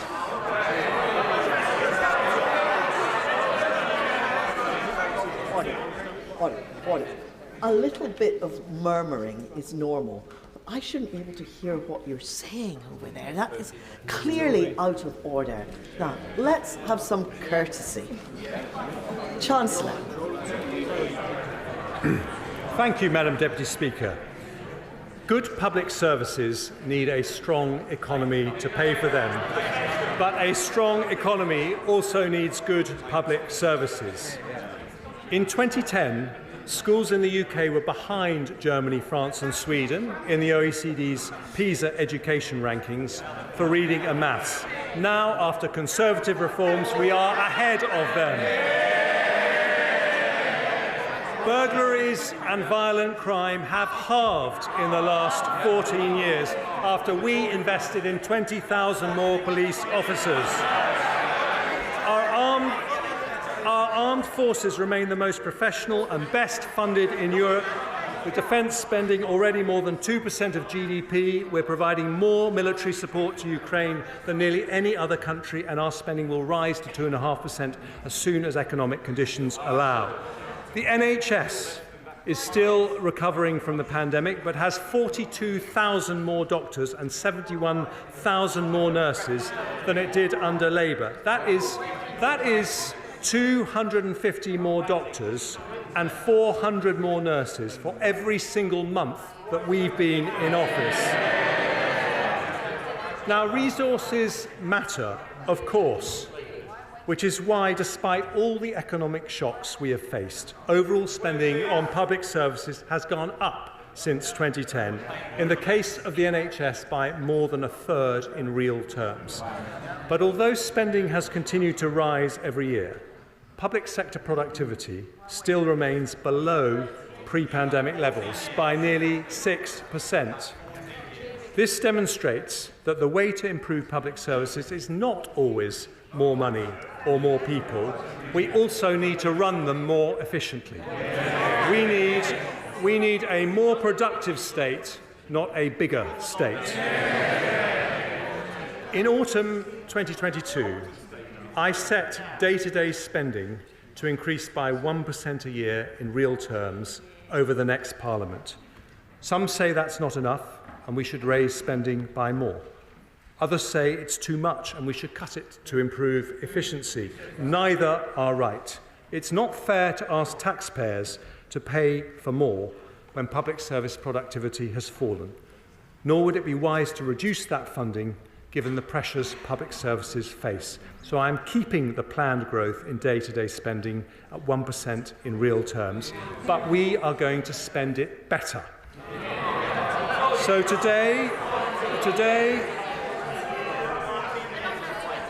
they don't have a plan for public services, like everything else, so why not listen to ours? Today I am announcing a landmark public sector productivity plan that restarts public service reform and changes the Treasury's traditional approach to public spending. And I start with our biggest and most important public service, the NHS. One of my greatest privileges was to be Health Secretary. Thanks to the NHS, I have 3 gorgeous children, the oldest of whom has been patiently listening in the gallery. The NHS is rightly the biggest reason most of us are proud to be British, but the systems that support its staff are often antiquated. Doctors, nurses and ward staff spend hours every day filling out forms when they could be... Mr. Streeting, when patients don't show up... I don't like to interrupt the Chancellor. You're too close to me to be shouting that loudly. If you want to shout that loudly, you should concentrate away up there. I apologise for interrupting the Chancellor.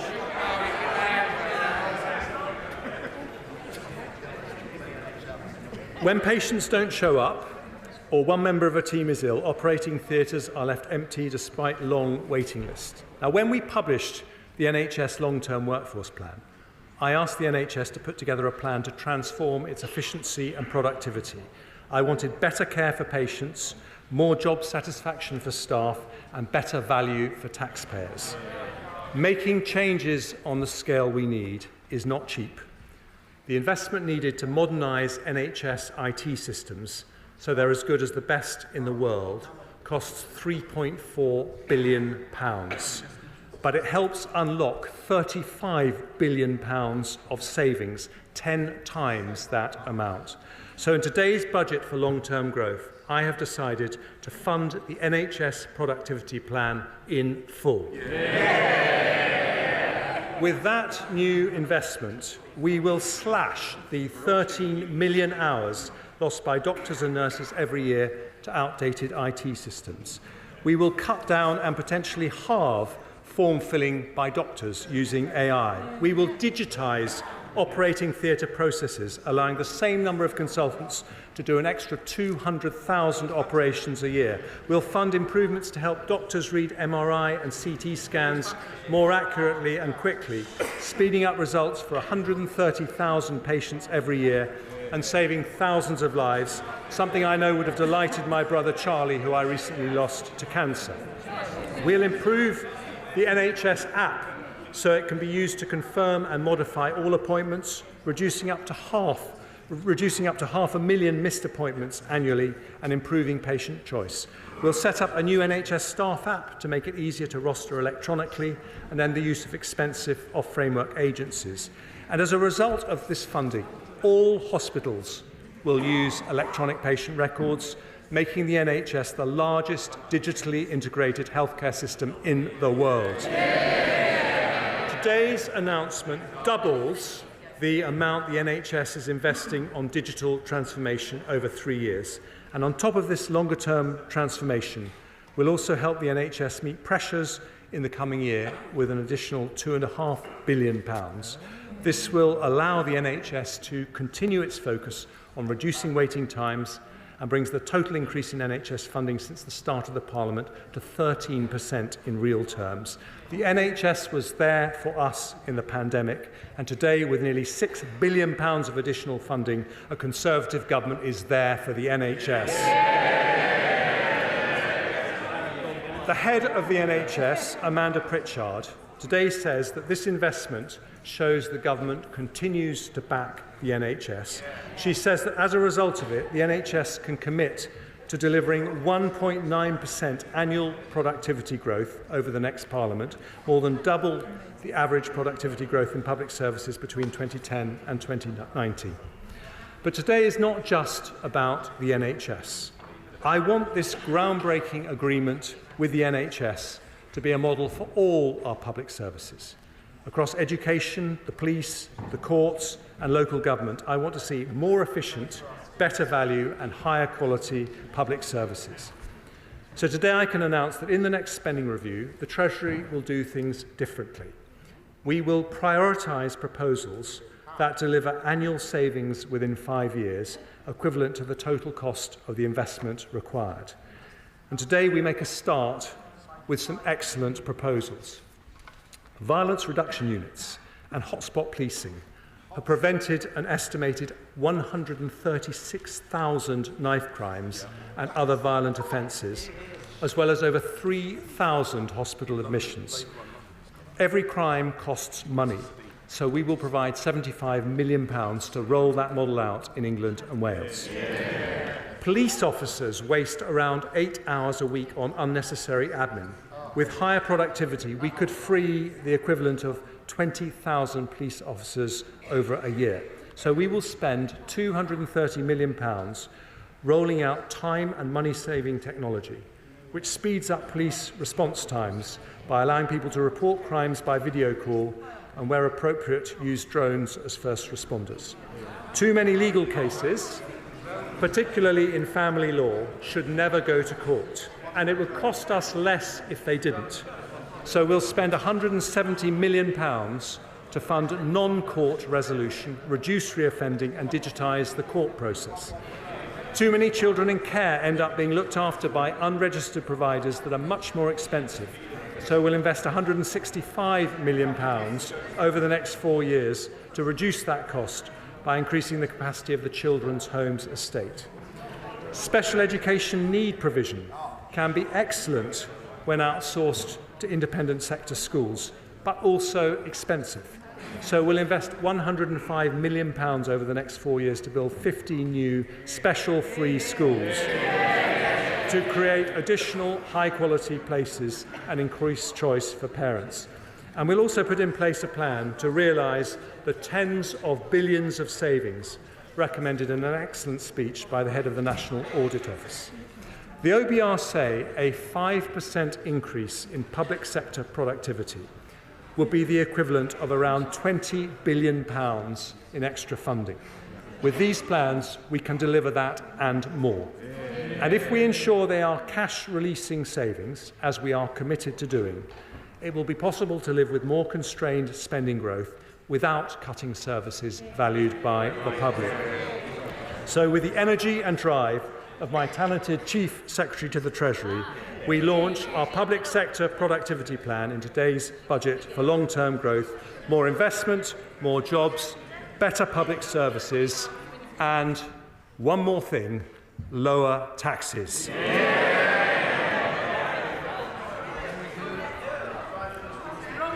Keeping taxes down matters to Conservatives in a way it never can for Labour.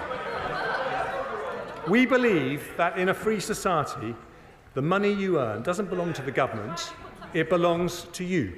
And if we want to encourage hard work, we should let people keep as much of their own money as possible. Conservatives look around the world at economies in North America and Asia and notice that countries with lower taxes generally have higher growth.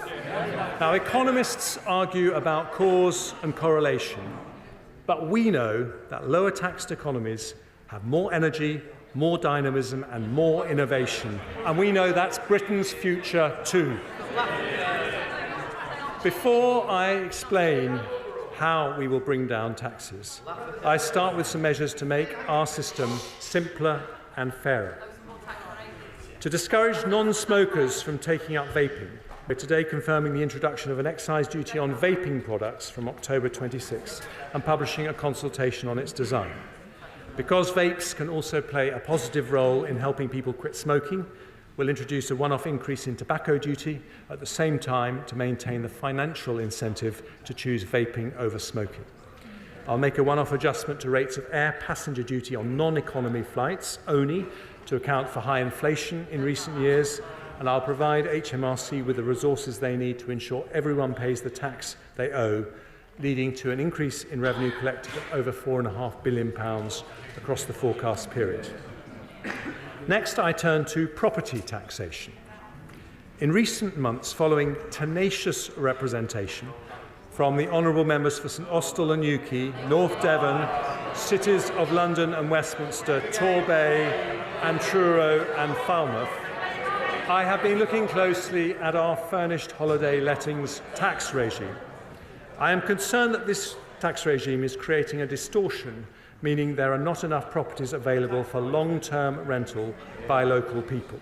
So to make the tax system work better for local communities, I'm going to abolish the furnished holiday lettings regime. I've also been looking at stamp duty relief for people who purchase more than one dwelling in a single transaction, known as multiple dwellings relief. I see the Deputy Leader of the Labour Party paying close attention, given her multiple dwellings.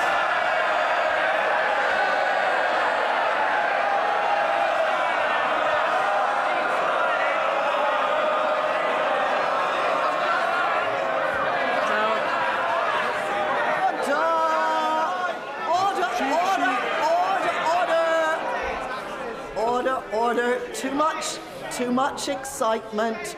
We haven't actually heard, because we can't hear what the Chancellor is trying to say. OK, and I can hear who is shouting there. You won't get to speak later.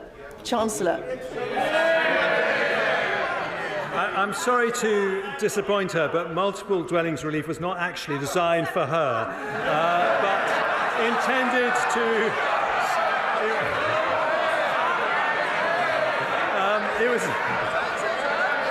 It was intended to support investment in the private rented sector, but an external evaluation found no strong evidence that it had done so and that it was being regularly abused, so I'm going to abolish it. And finally, as part of this budget, both the Treasury, a part of our look on property taxation, both the Treasury and the OBR have looked at the costs associated with our current levels of capital gains tax on property. They have concluded that if we reduced the higher 28% rate that exists for residential property, we would in fact increase revenues because there would be more transactions. For the first time in history, both the Treasury and the OBR have discovered their inner Laffer curve. So So today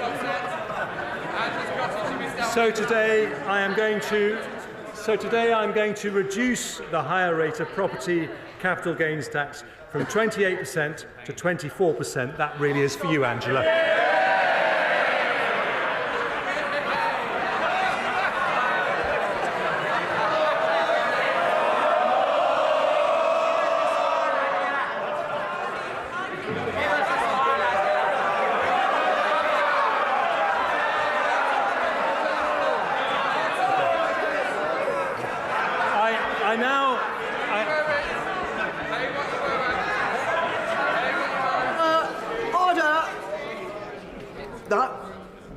Enough from over there, definitely not having it from here. Chancellor. I now turn to oil and gas. Unlike the party opposite, we want to encourage investment in the North Sea, so we will retain generous investment allowances for the sector. We'll also legislate in the Finance Bill to abolish the energy profits levy should market prices fall to their historic norm for a sustained period of time, after representations from the Honourable Member for Banff and Buchan. But because the increase in energy prices caused by the Ukraine war is expected to last longer, so too will the sector's windfall profits. So I will extend the sunset on the energy profits levy for an additional year to 2029, raising £1.5 billion. Next, I turn to the taxes paid by those who are resident in the UK but not domiciled here for tax purposes.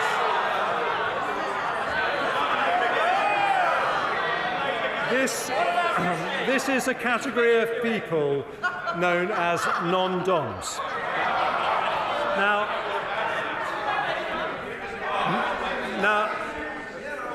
Nigel Lawson wanted to end the non-dom regime in his great tax reforming budget of 1988, which is where I suspect the Labour Party got the idea from. But I too have always believed that provided we protect the UK's attractiveness to international investors, those with the broadest shoulders should pay their fair share. After looking at the issue over many months, I've concluded that we can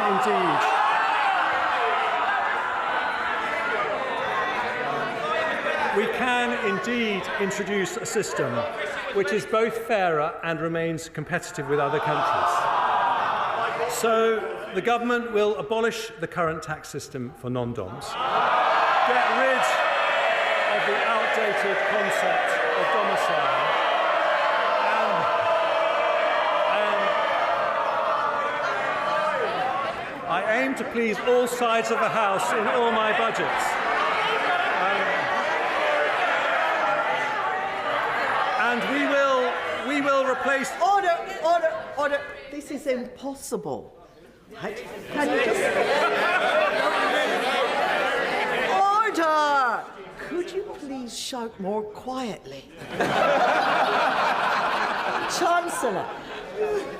Thank you, Madam Deputy Speaker. We will replace the non-dom regime with a modern, simpler and fairer residency-based system. From April 25, new arrivals to the UK will not be required to pay any tax on foreign income and gains for their first 4 years of UK residency, a more generous regime than at present and one of the most attractive offers in Europe. But after 4 years, those who continue to live in the UK will pay the same tax as other UK residents. Recognising the contribution of many of these individuals to our economy, we will put in place transitional arrangements for those benefiting from the current regime. That will include a 2-year period in which individuals will be encouraged to bring wealth earned overseas to the UK, where it can be spent and invested here, a measure that will attract onshore an additional £15 billion of foreign income and generate more than £1 billion of extra tax. Overall, abolishing non-dom status will raise £2.7 billion a year by the end of the forecast period. That is money the party opposite plan to use for spending increases, but today a Conservative government makes a different choice.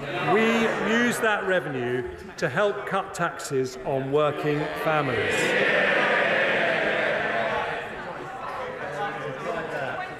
And many of those families, Madam Deputy Speaker, depend on child benefit.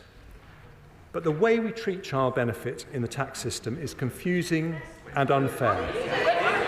It's a lifeline for many parents because it helps with the additional costs associated with having children. And when it works, it's good for children, good for parents, and good for the economy because it helps people into work. But we currently withdraw child benefit when one parent earns over £50,000 a year. That means two parents earning £49,000 a year receive the benefit in full, but a household earning a lot less than that does not, if just one parent earns over £50,000. Today, I set out plans to end that unfairness. Doing so requires significant reform to the tax system, including allowing HMRC to collect household-level information.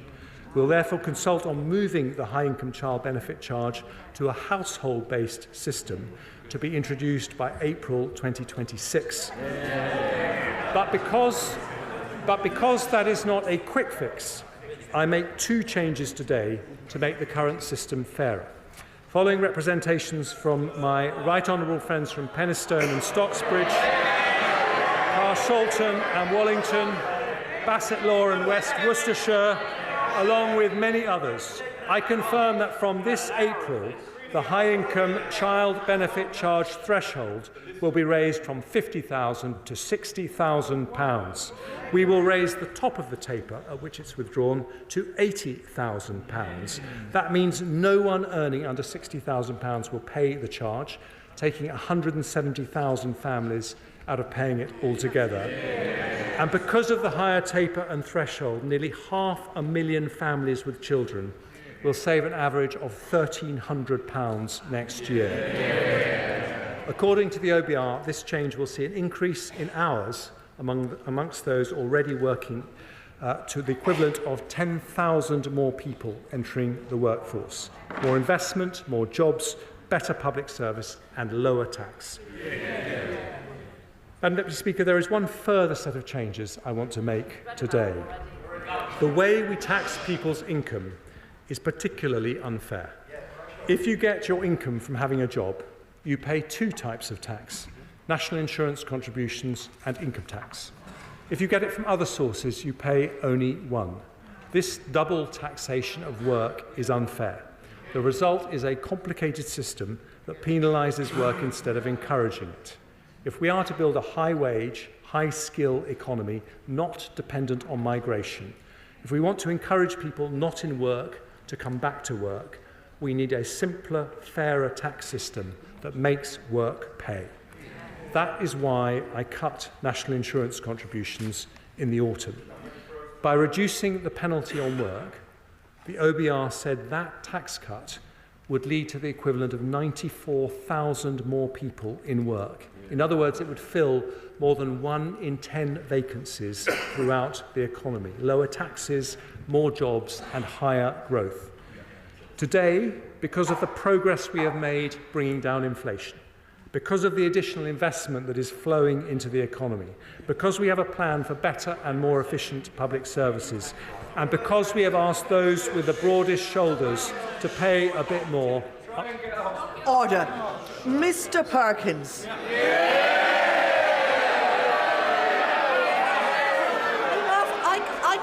I can manage, thank you very much.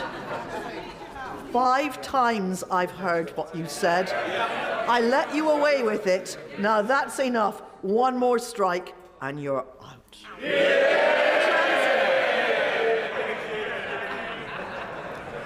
Madam Deputy Speaker, I do know how hard it is for them to listen to arguments for lower taxes. But that is the difference.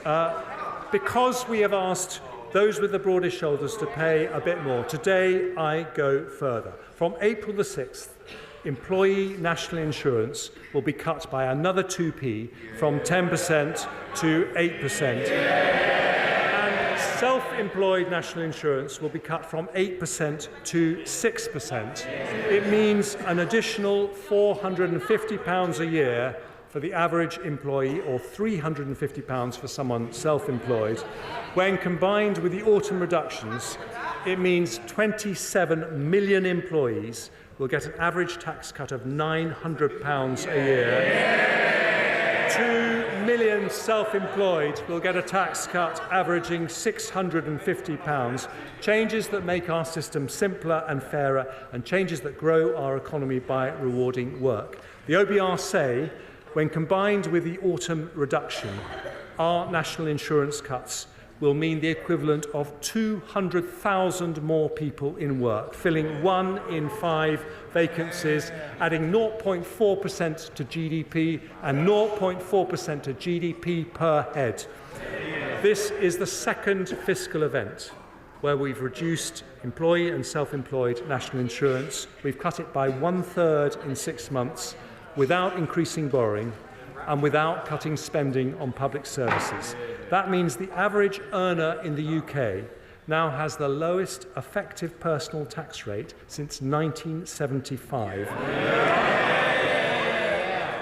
Their effective taxes are now lower than in America, France, Germany, or any G7 country, because Conservatives believe that making work pay is of the most fundamental importance, because we believe that the double taxation of work is unfair.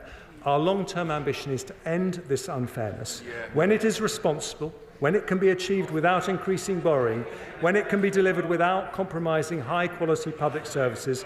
We will continue to cut national insurance as we have done today, so we truly make work pay. Madam Deputy Speaker, we stick to our plan with a budget for long-term growth. It delivers more investment, more jobs, better public services and lower taxes. But dynamism in an economy doesn't come from ministers in Whitehall. It comes from the grit and determination of people who take risks, work hard and innovate. Not government policies, but people power. It is to unleash people power that we today put this country back on the path to lower taxes. A plan to grow the economy versus no plan. A plan for better public services versus no plan. A plan to make work pay versus no plan. Growth up, jobs up, taxes down. I commend this statement to the House.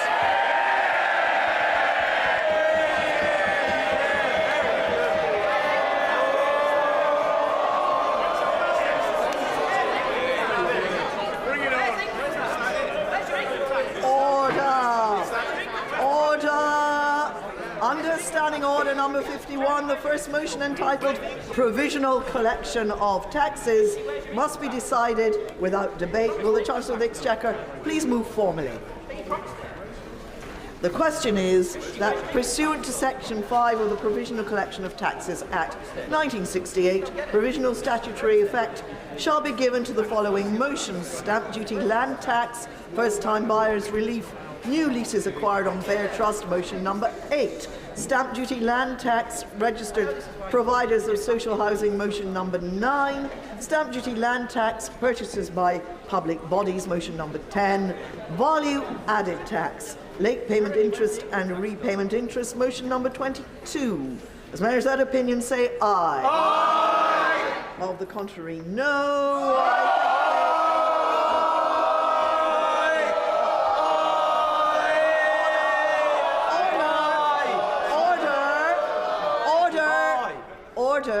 Order, let me explain for the clarification of the House that this is the provisional point, which is the provisional question which is asked at this stage, and that all members will have the opportunity, having heard the debate in detail, to vote on each of these motions next Tuesday, the 12th of March, at the end of the budget debate. I would hesitate to have a division at this point when the House and the world is awaiting the response from the Leader of the Opposition. So I'm going to put this motion again, and if it is very clear to me, that the ayes have more votes than the noes, I will take it on the voices. The question is, no, I don't need a point of order, thank you. We're in the middle of a division. Thank you. The question is that, pursuant to Section 5 of the Provisional Collection of Taxes Act, as I said a few moments ago, as many as are of that opinion say aye. Of the contrary, no.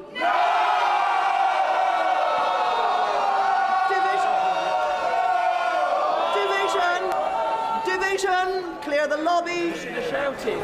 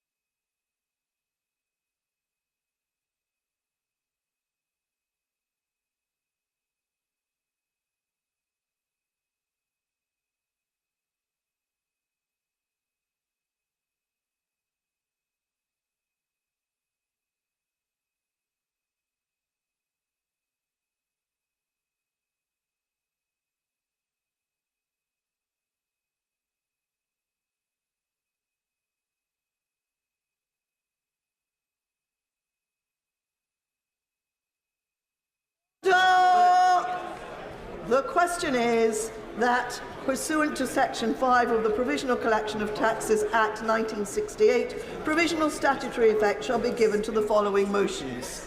Stamp duty land tax, motion number 8. Stamp duty land tax, motion number 9. Stamp duty land tax, motion number 10. And value added tax, motion number 22. As mayors that opinion say aye. Aye. Of the contrary, no. No. Tellers for the ayes, Aaron Bell and Robert Largan. Tellers for the noes, Gavin Newlands and Kirsty Blackman.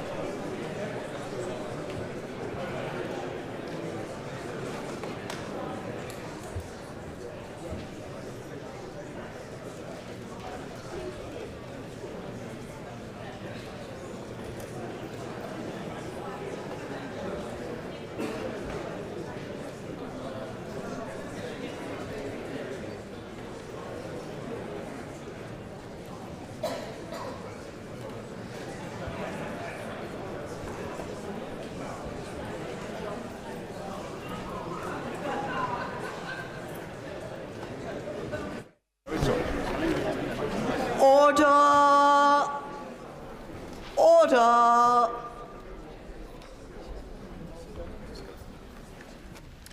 The ayes to the right, 288.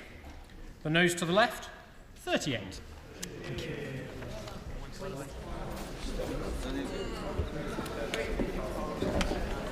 The ayes to the right, 288.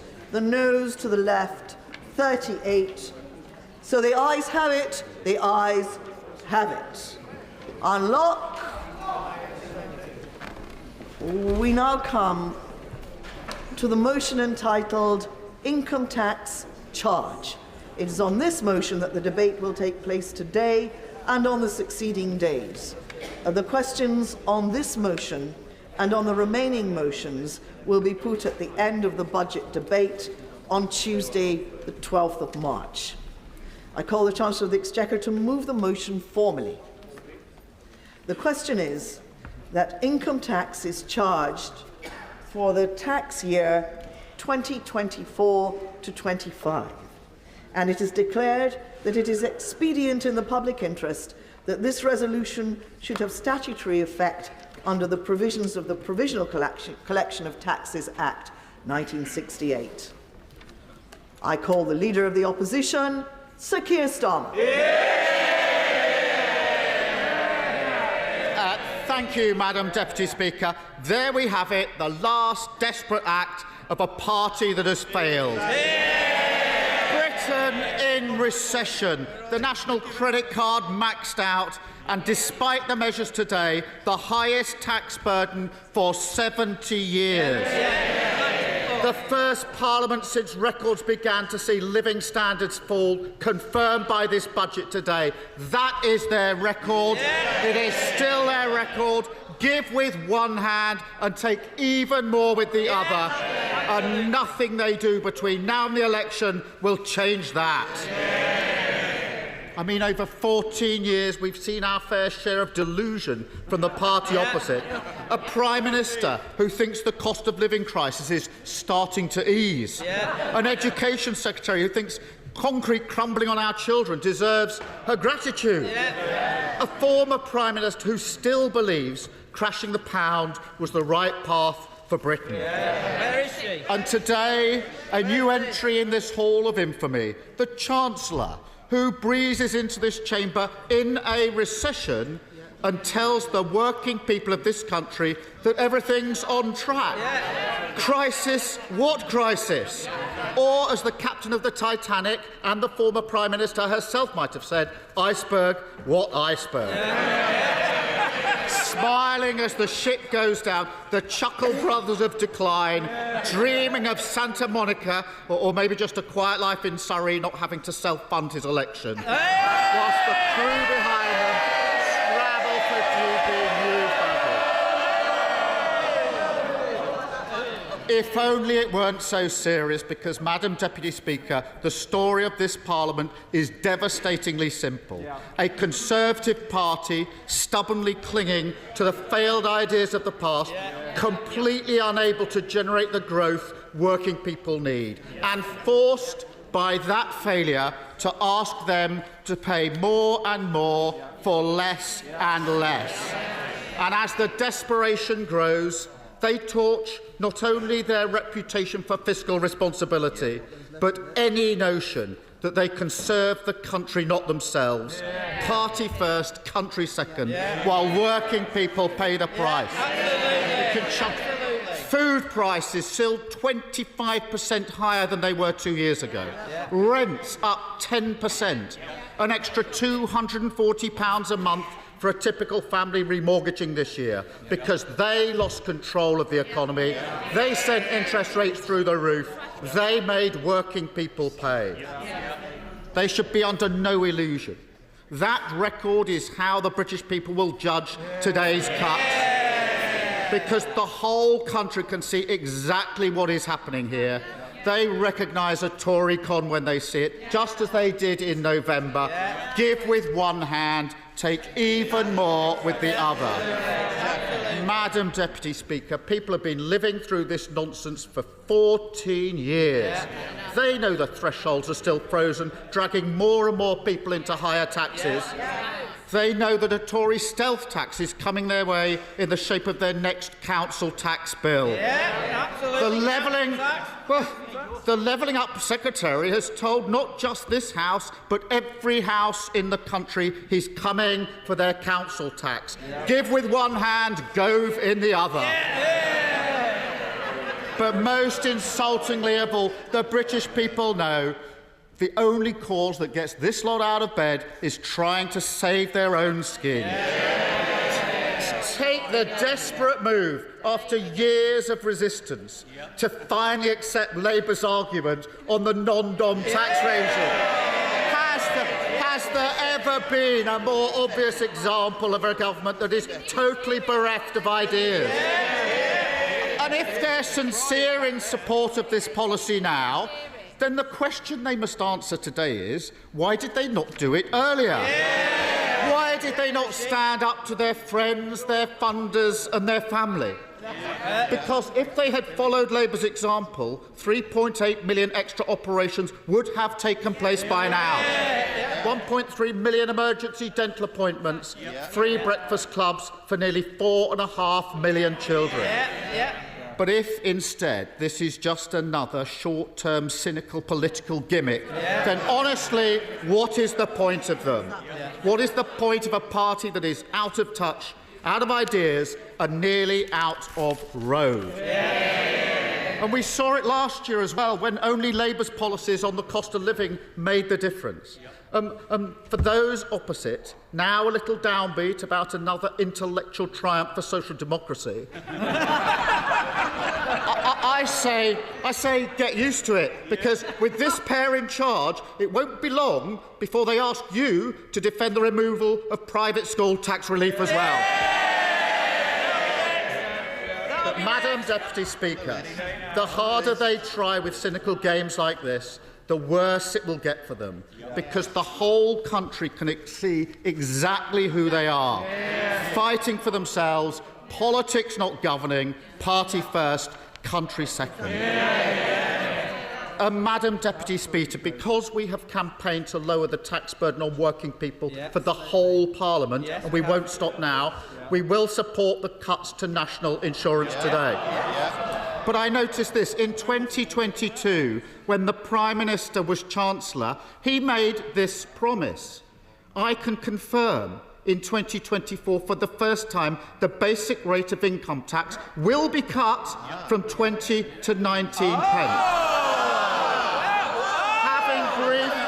Having briefed that all week that an income tax was coming, that promise is in tatters today. And of course, we support the fresh investment in our NHS, although I have to note that the Chancellor, when he was Health Secretary 10 years ago, promised to make the NHS paperless by 2018.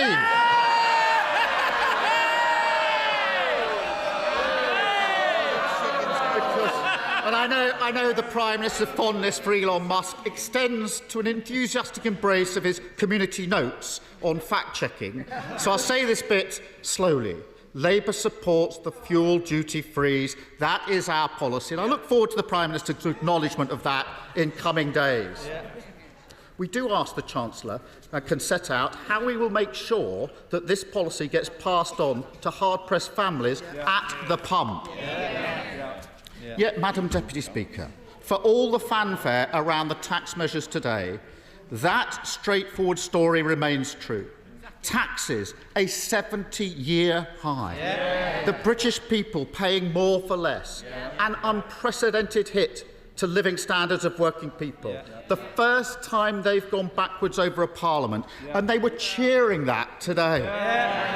And the reason is equally simple. There is no plan for growth. How can there be? He can say long-term plan all he likes. We see there. Well, Madam Deputy Speaker, last year he announced 110 growth measures. He said we've turned the corner. And where are we now? Britain in recession. An economy smaller than when the Prime Minister entered Downing Street. The textbook definition of decline, that is their record. I mean, after 14 years, who do they actually think feels better off? Productivity is flat. Mortgages through the roof. House building off a cliff. Worklessness rising and rising. Homelessness never higher. Crime virtually unpunished. Children who can't see a dentist. Sewage in our rivers. Billions and billions of taxpayers' money wasted. 7 billion by the Prime Minister on COVID fraud alone. 500 million on the Rwanda scheme that has achieved precisely nothing. I can keep going. A railway line that will never reach our great northern cities. In fact, it might not even reach central London. Billions upon billions for a white elephant without a trunk. While today we learn taxpayers are picking up the bill for the Science Minister's libel. And all the time, one thing that is growing, the waiting list in our NHS, now nearly 8 million. They've had 14 years. 14 years running out of road. Madam Deputy Speaker, this is what decline looks like. And the complacency they've shown today, it takes your breath away. Britain deserves better than this. Britain deserves a real plan for growth, an end to 14 years of stagnation, wealth creation across the whole of the country, higher living standards for working people. This is the mission we need. But yet again, what we got was the same tired old formula, the sticking plasters, the chopping and changing, the party first, country second politics, with no repudiation of the utterly discredited idea that economic growth is something the few gift to the many. But even then, Madam Deputy Speaker, I think his backbenchers are owed an explanation. Because when the Chancellor says Britain has grown more quickly than countries like Germany over the last 14 years, I'm sure they will be shocked to learn that this is a statistical sleight of hand.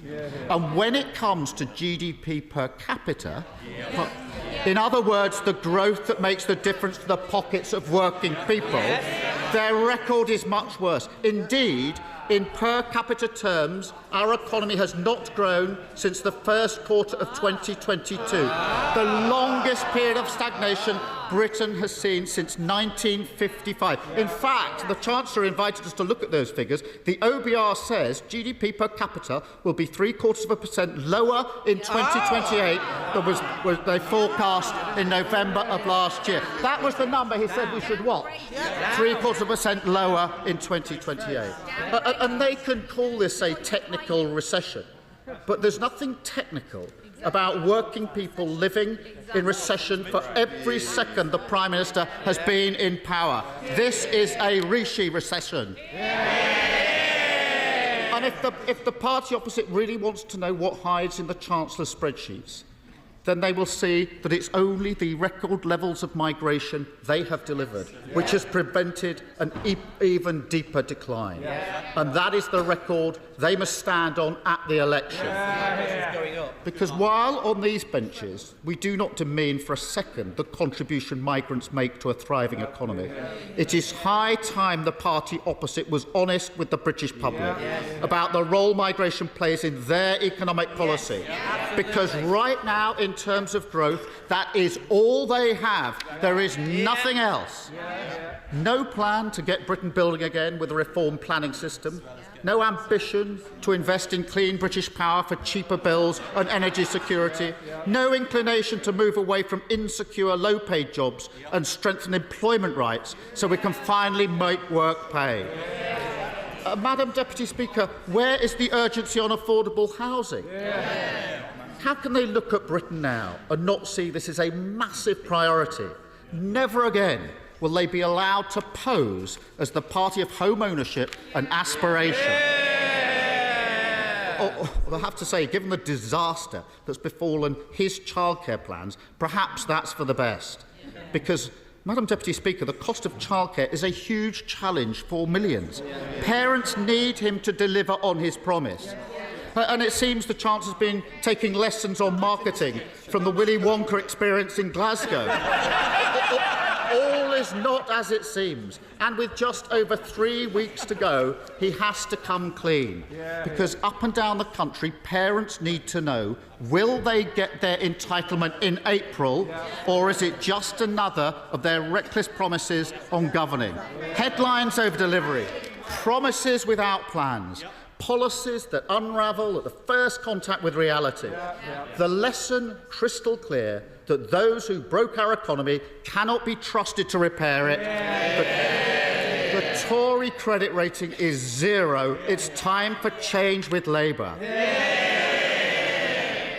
And that's what today's budget should have been about. A last chance for the government to show it understands the economic reality of our volatile world, that global supply chains can be weaponised by tyrants like Putin, that a sticking plaster approach to public investment will cost Britain more in the long run, and that trickle-down nonsense means working people pay the price.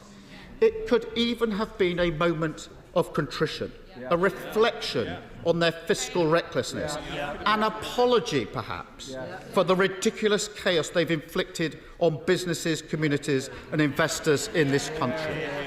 And yet still no sustainable industrial strategy, still no national wealth fund to crowd in private investment, still no urgency on speeding up critical infrastructure projects, and no recognition that they have left our standing as a country that always keeps its promises in tatters. And if they don't like that accusation, then look no further than the grotesque spectacle of ducking their responsibility to the victims of infected blood and Horizon scandal. One of the greatest miscarriages of justice in our nation history. Those were the Prime Minister's words just 2 months ago. Today, justice kicked beyond the general election. No, Madam Deputy Speaker, Britain can see exactly who they are. And the reality is there is no path to economic stability, no way to a calmer, less chaotic politics with the party opposite in power. Because chaos is now their worldview, a mindset that sees Britain's problems as opportunities they can exploit. Whether, like the Chancellor, that's out of desperation because they can't solve them, or whether, like the members for Fareham or South West Norfolk, they have no intention of solving them whatsoever. For a party this weak and divided, the end result is always the same. A vicious downward spiral. Chaos feeding off decline, decline feeding off chaos, while working people pay the price. The British people know this will not stop. 5 more years and it will only get worse. There will be no change of direction without a change of government. And that leaves Britain a nation in limbo, unable to shake off the Tory chaos that dragged us into recession and loaded the tax burden onto the backs of working people and maxed out the nation's credit card. Britain deserves a government ready to take tough decisions, give our public services an immediate cash injection, stick to fiscal rules without complaint, fight for the living standards of working people and deliver a sustainable plan for growth. So we say to the Chancellor and Prime Minister, it's time to break the habit of 14 years, stop the dithering, stop the delay, stop the uncertainty and confirm May the 2nd as the date of the next general election, because Britain deserves better and Labour are ready.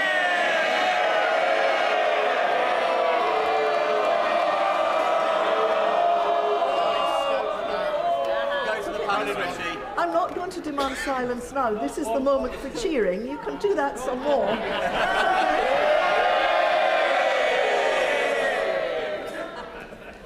Chairman of the Select Committee, Harriet Baldwin. Thank you, Madam Deputy Speaker. And I know it hasn't been long since we had an autumn statement, but I still think that we heard today that the Leader of the Opposition has no plan. It's not been very long since we had the last forecast from the Office for Budget Responsibility. So I thought it was interesting to read today that in the just over 100 days since they made their last forecast, there have been a lot of changes for the better in the UK economy. In particular, I'd like to highlight that they are expecting better inflation outturn than they were just over 3 months ago.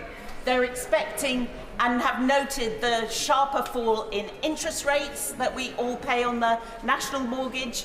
And they have also said that they're expecting living standards for the British people to recover more quickly than they were previously forecasting. And I think this is information that we can all welcome today, Madam Deputy Speaker. Now, I know there will be a range of views across this chamber about the role of the Office for Budget Responsibility.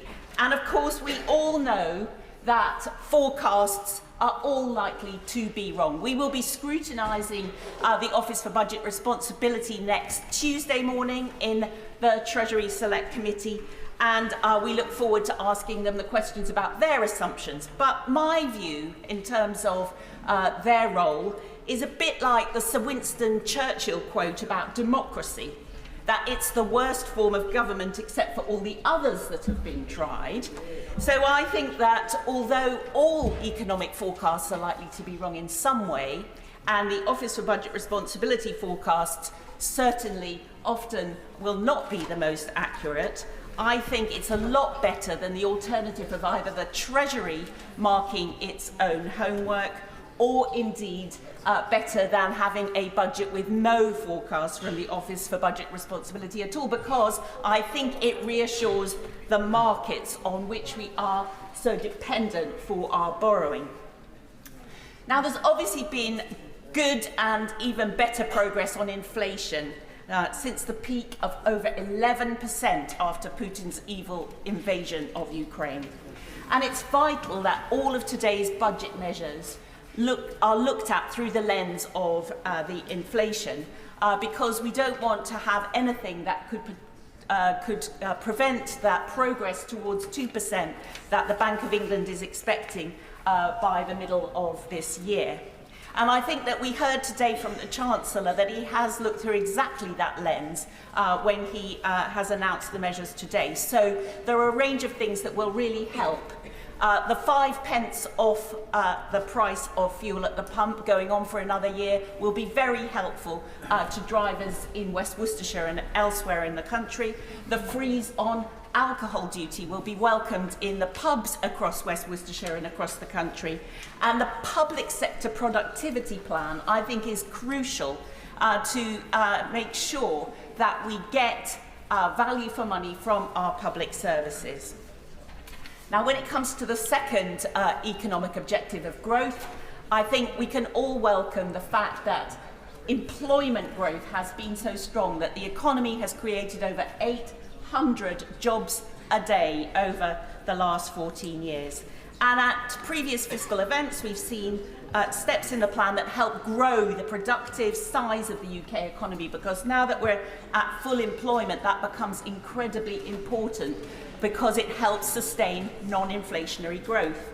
So to take one example, Madam Deputy Speaker, in terms of stimulating that all-important investment into the economy, the big announcement a year ago was the full expensing of investment, and indeed that was made permanent at the autumn statement. Today we heard it's going to be extended to leased assets as well.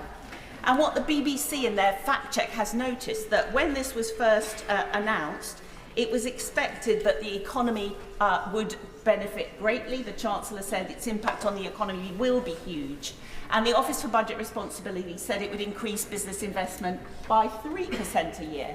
Well, in fact, since the policy came into force on the 1st of April, we've seen the level of business investment for the whole of the year last year was 6.1% higher than it was in 2022. So we heard today some more welcome steps that will increase business investment and other investment into the UK economy. Whether it was the tax reliefs in some of the creative industries, whether it was the announcement for British ISAs, which should encourage more investment and long-term investment into our economy, the Back to Work plan, the childcare plan. There were lots of other measures that will unlock growth. I will give way. For giving way, but I just wonder if she thinks that the Chancellor, indeed herself, is being a little bit complacent over the issue of investment, because although it's true that business investment is higher now than it was in 2010, it's still the lowest in the G7 and amongst the lowest in the OECD. So why haven't we seen more public investment from the Chancellor today? Because we know that public investment will crowd in that private investment. Why haven't we seen much bolder, more ambitious work on investment today, which is what this economy is crying out for? Today from the Chancellor about how strong the growth in UK investment has been. We've heard additional investment in terms of the productivity of our National Health Service, and we also heard, and I think this is absolutely crucially important, measures that will increase the attractiveness in investment in some of the fastest growing sectors across this economy.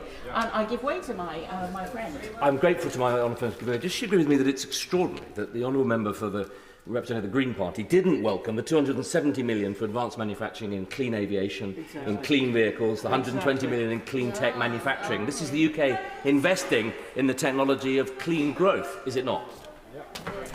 Well, it is indeed, and I'm glad that my honourable friend welcomes it, even if it was not welcomed by the representative of the Green Party. I think that what we can see in terms of, if I just make a little, do you want to talk on investment? On investment? I want to just take back to what she just said about the investment in childcare, and remind her, of course, that this week brings International Women's Day, and that cost of childcare is such an important issue for so many mums in this country. And of course it was the Conservatives who rolled out the 30 hours of free childcare. It's the Conservatives who are rolling out free childcare to 2-year-olds and 9-month-olds. And we absolutely must welcome that additional investment for childcare and indeed in families through the support and child benefit that will help mums to get into well-paid jobs. I wholeheartedly endorse what my honourable friend has said, and she is absolutely right to point to the importance of this investment in childcare in helping female employment growth. And female employment growth has already been remarkably strong over the last 14 years, and I'm confident that these measures will make further progress in increasing the non-inflationary growth capacity of the UK economy.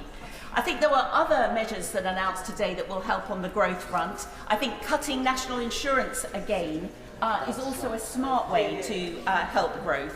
It not only adds money into working people's pockets, of 27 million people across this country will see an extra £900 a year in terms of money in their bank accounts, but it will also make work more attractive. And we've heard from the Office for Budget Responsibility that actually it's cutting national insurance that has the biggest marginal impact in bringing people back into work.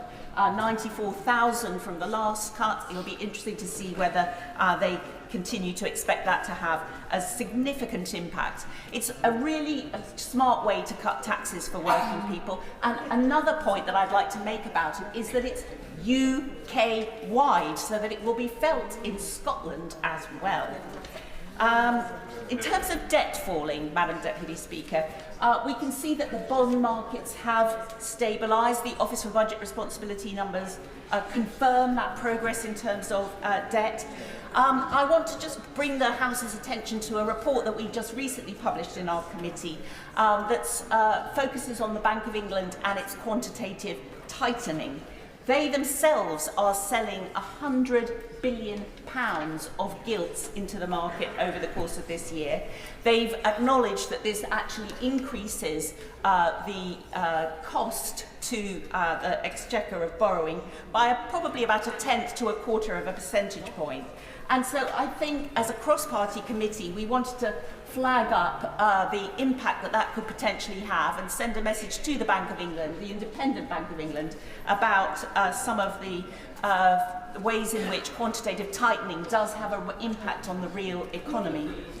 And as a cross-party committee, we obviously are never going to agree on the level or scope of taxes between us, but one of the things that we do have unanimity, does he want to come on the fact that the rate of tax is higher in Scotland? What I do want to raise is the issue of quantitative easing that she's just highlighted, because there's obviously going to be a very significant supply of gilts over the course of the coming period, and that obviously is going to have an impact on the gilt market, on yields that are there, and of course it will influence the Bank of England and what happens in the interest rate cycle, and crucially, out of all of that, it's going to make it pretty difficult in the coming period to see any material growth in money supply, particularly M4. That is going to impact growth, given where we are. Well, I'm sorry he didn't acknowledge that income tax is higher in Scotland, but he does make a very good point about quantitative tightening and its impact on the real economy, and it is potentially out there as a factor that can have a real impact, and we will be watching it very closely on our committee. We're, as a cross-party committee, never going to agree on the level and scope of taxes, but we do agree that the tax system is too complicated. We have a very complicated tax system in this country with well over 1,000 different tax reliefs. But I do think that despite the abolition of the Office for Tax Simplification, there have been some major tax simplifications under this Chancellor. We've heard about the way in which he eliminated in the autumn statement the national insurance class. We've heard about how he has simplified the lifetime allowance for pensions.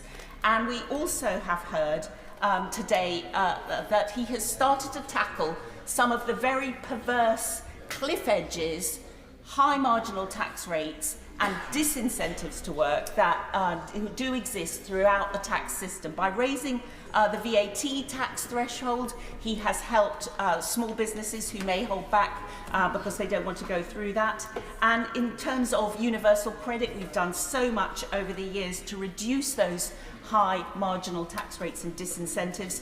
And so it was great to hear the Chancellor today really focus on addressing this high income child benefit charge. Yeah. When we brought it in, and I voted for it at the time, £50,000 a year was a high rate of income. With the progress in terms of higher incomes, the median income in those days was about 22,000. Now the median income is about 35,000. And so £50,000 these days is not more than about 40% over the median income. And that's why it was absolutely right today that the Chancellor recognised that in his budget statement. And he has made the taper that much less of a disincentive to people taking on work above that income level.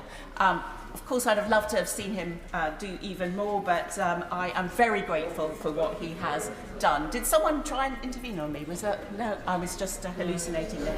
Right, I will come to a rapid close then, because, Madam Deputy Speaker, what I want to say is that it is clear that on this side of the House, there is a plan. Yeah. It is clear that there is a plan to get inflation down. It is clear there's a plan for increasing the growth rate and the growth capacity of the UK economy without sparking inflation again. And it's clear that there is a plan to get debt falling.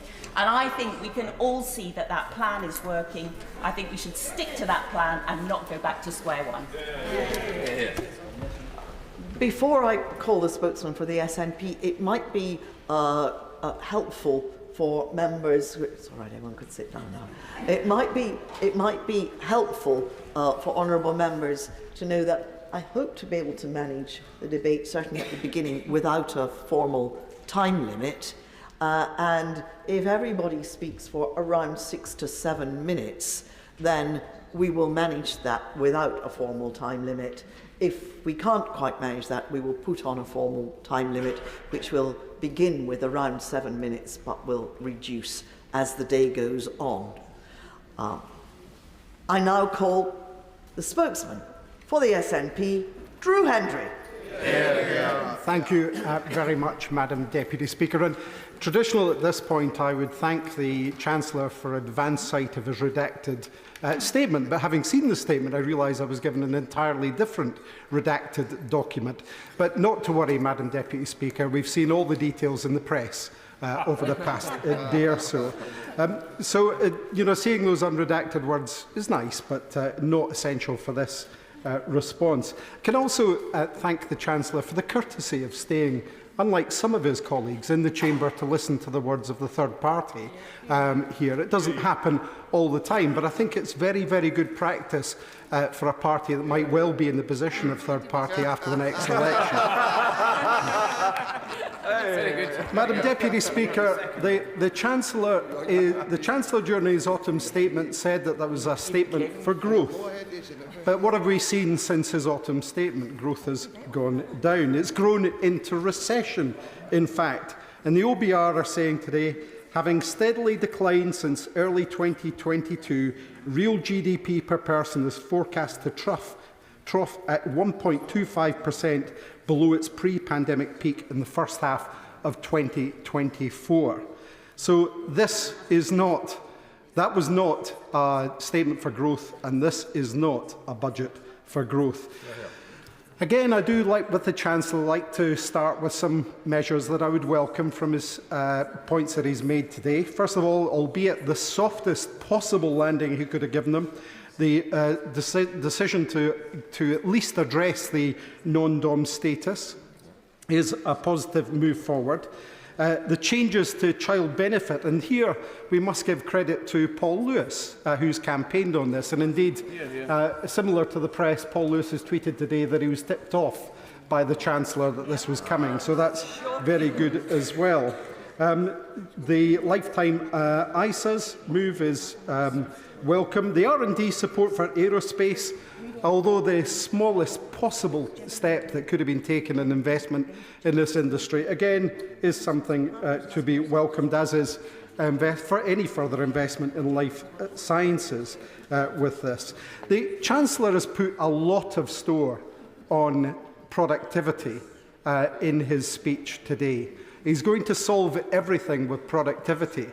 Yet if we look back over the past 14 years, and indeed before that, one of the things that the UK has been exceptionally poor at is productivity. It hasn't budged at all. So I don't see how the Chancellor, productivity, look at the figures for Scotland. He's saying, what about Scotland? Look at the figures for Scotland over the past 14 years and we can have that debate. He said earlier that vacancies would be easy to fill with immigration. This is the party who imposed Brexit, joined by the Labour Party and now the Lib Dems, and stopped free movement. Of course it would be easy to fill vacancies with people, skilled people who want to do the jobs that we have, who want to fill those vital jobs in tourism, hospitality, the National Health Service, the Care Service, and across many other sectors. But of course that's been taken away by this place. Now his national insurance cuts today are already being measured by the economists who are looking at this, to point out that the gains will be cancelled, as was last time, by the freeze on thresholds. There's very, very little for people on low incomes, zero for 17.8 million people on less than £12,750. So there is not a lot of sense in the measure that he's taken. He also boasted about the fact of taking over with inflation at 11%, but I think it's important for us to remember the Tory government was in charge when inflation was at 11%. It is their child, this problem with inflation. And they also suggest that somehow 4% is a triumph. 4% is still 4% inflation. Prices still go up. This is, let's face it, this is a last-ditch, tone-deaf approach to desperately try to recover in the polls. It's the embodiment of the Tory party before the people. Where are the real measures that have real impact on the cost of living? The one thing that people need the most direct help with. For those living in fear of the energy bill, being told once again that their direct debits are increasing, slicing more off their take-home pay, none of this is more than cold comfort. To those people staring in disbelief as they realise that their shopping bills are more than 25% higher than they were a couple of years ago, this will stick in their throats. To those trust to their new much higher mortgages and rents directly because of reckless decisions of this place, the walls are closing in for them. And on public services, he's failed people again. Paul Johnson of the IFS noted that the Chancellor would have to explain how public services already on their knees could possibly take more cuts. So let's not forget the £19 billion he slashed from public spending in the autumn statement. They also noted the economic case for tax cuts is weak. The public finances remain in a poor position. And the Chancellor is, in his budget today, promoting a further £20 billion cut, according to the IFS. Public services have already been left struggling after 14 years of underfunding, 14 years of economic chaos and blunder from mini-budgets to Brexit, colossal wastes of hundreds of billions of pounds and fraud and cronyism. Public finances are now so pared to the bone that we can see the marrow. Is it any wonder that a growing number of English councils, one by one, whether Tory, Labour or Lib Dem run, are now effectively bankrupt? People in Scotland needed a budget that delivered funding that would have allowed investment for our public services, real investment in the NHS that supports families, a budget that supports families with the cost of living taken into account and properly invests in green energy. Not another austerity Chancellor taking an even bigger axe to investment than his predecessors. When it does come to that election in Scotland, they will have their say and they will have their choice. It's a clear choice between SNP calls to invest in public services and the economy and in our communities, in our town centres and city centres, in our manufacturing future, in our rural areas, in our tourism industry, in our food and drink sector, in the priorities they hold, in the values that they hold dear. These will be the major dividing lines at the general election. The Scottish Government is committed to protecting people from some of the worst Westminster policies and is making a real difference to the lives of people in Scotland despite their limited powers. The Prime Minister might be under the impression that the cost of living crisis is easing, but that assessment will be a slap in the face for households across Scotland who are still facing the consequences of over a decade of Tory cuts and mismanagement of the economy.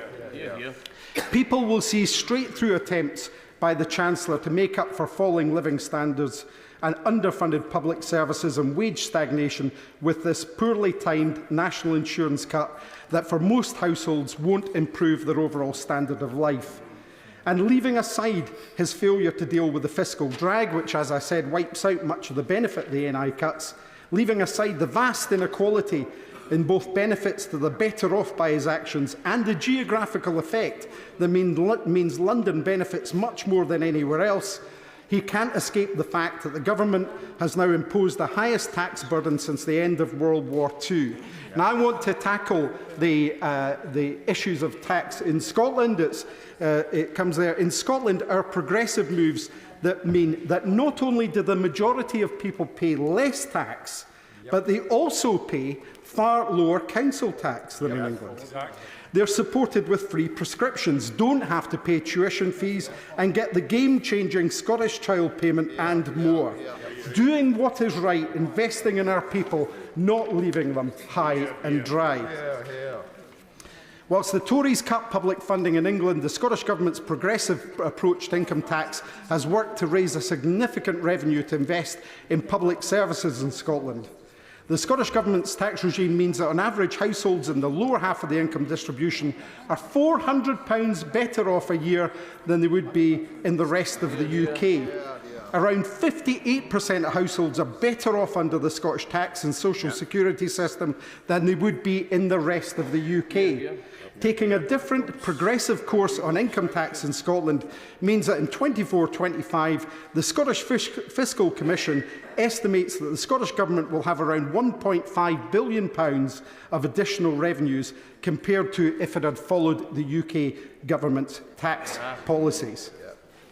The Scottish Government continues to reaffirm their social contract with the Scottish people, with people across Scotland reaping the benefits through, as I've said, free prescription, free university tuition, free school meals, free bus travel for the under-22s, free dental care until 26, publicly owned rail services and free childcare for 2-, 3- and 4-year-olds, and 7 additional welfare payments, including, as I've noted, the revolutionary Scottish Child Payment.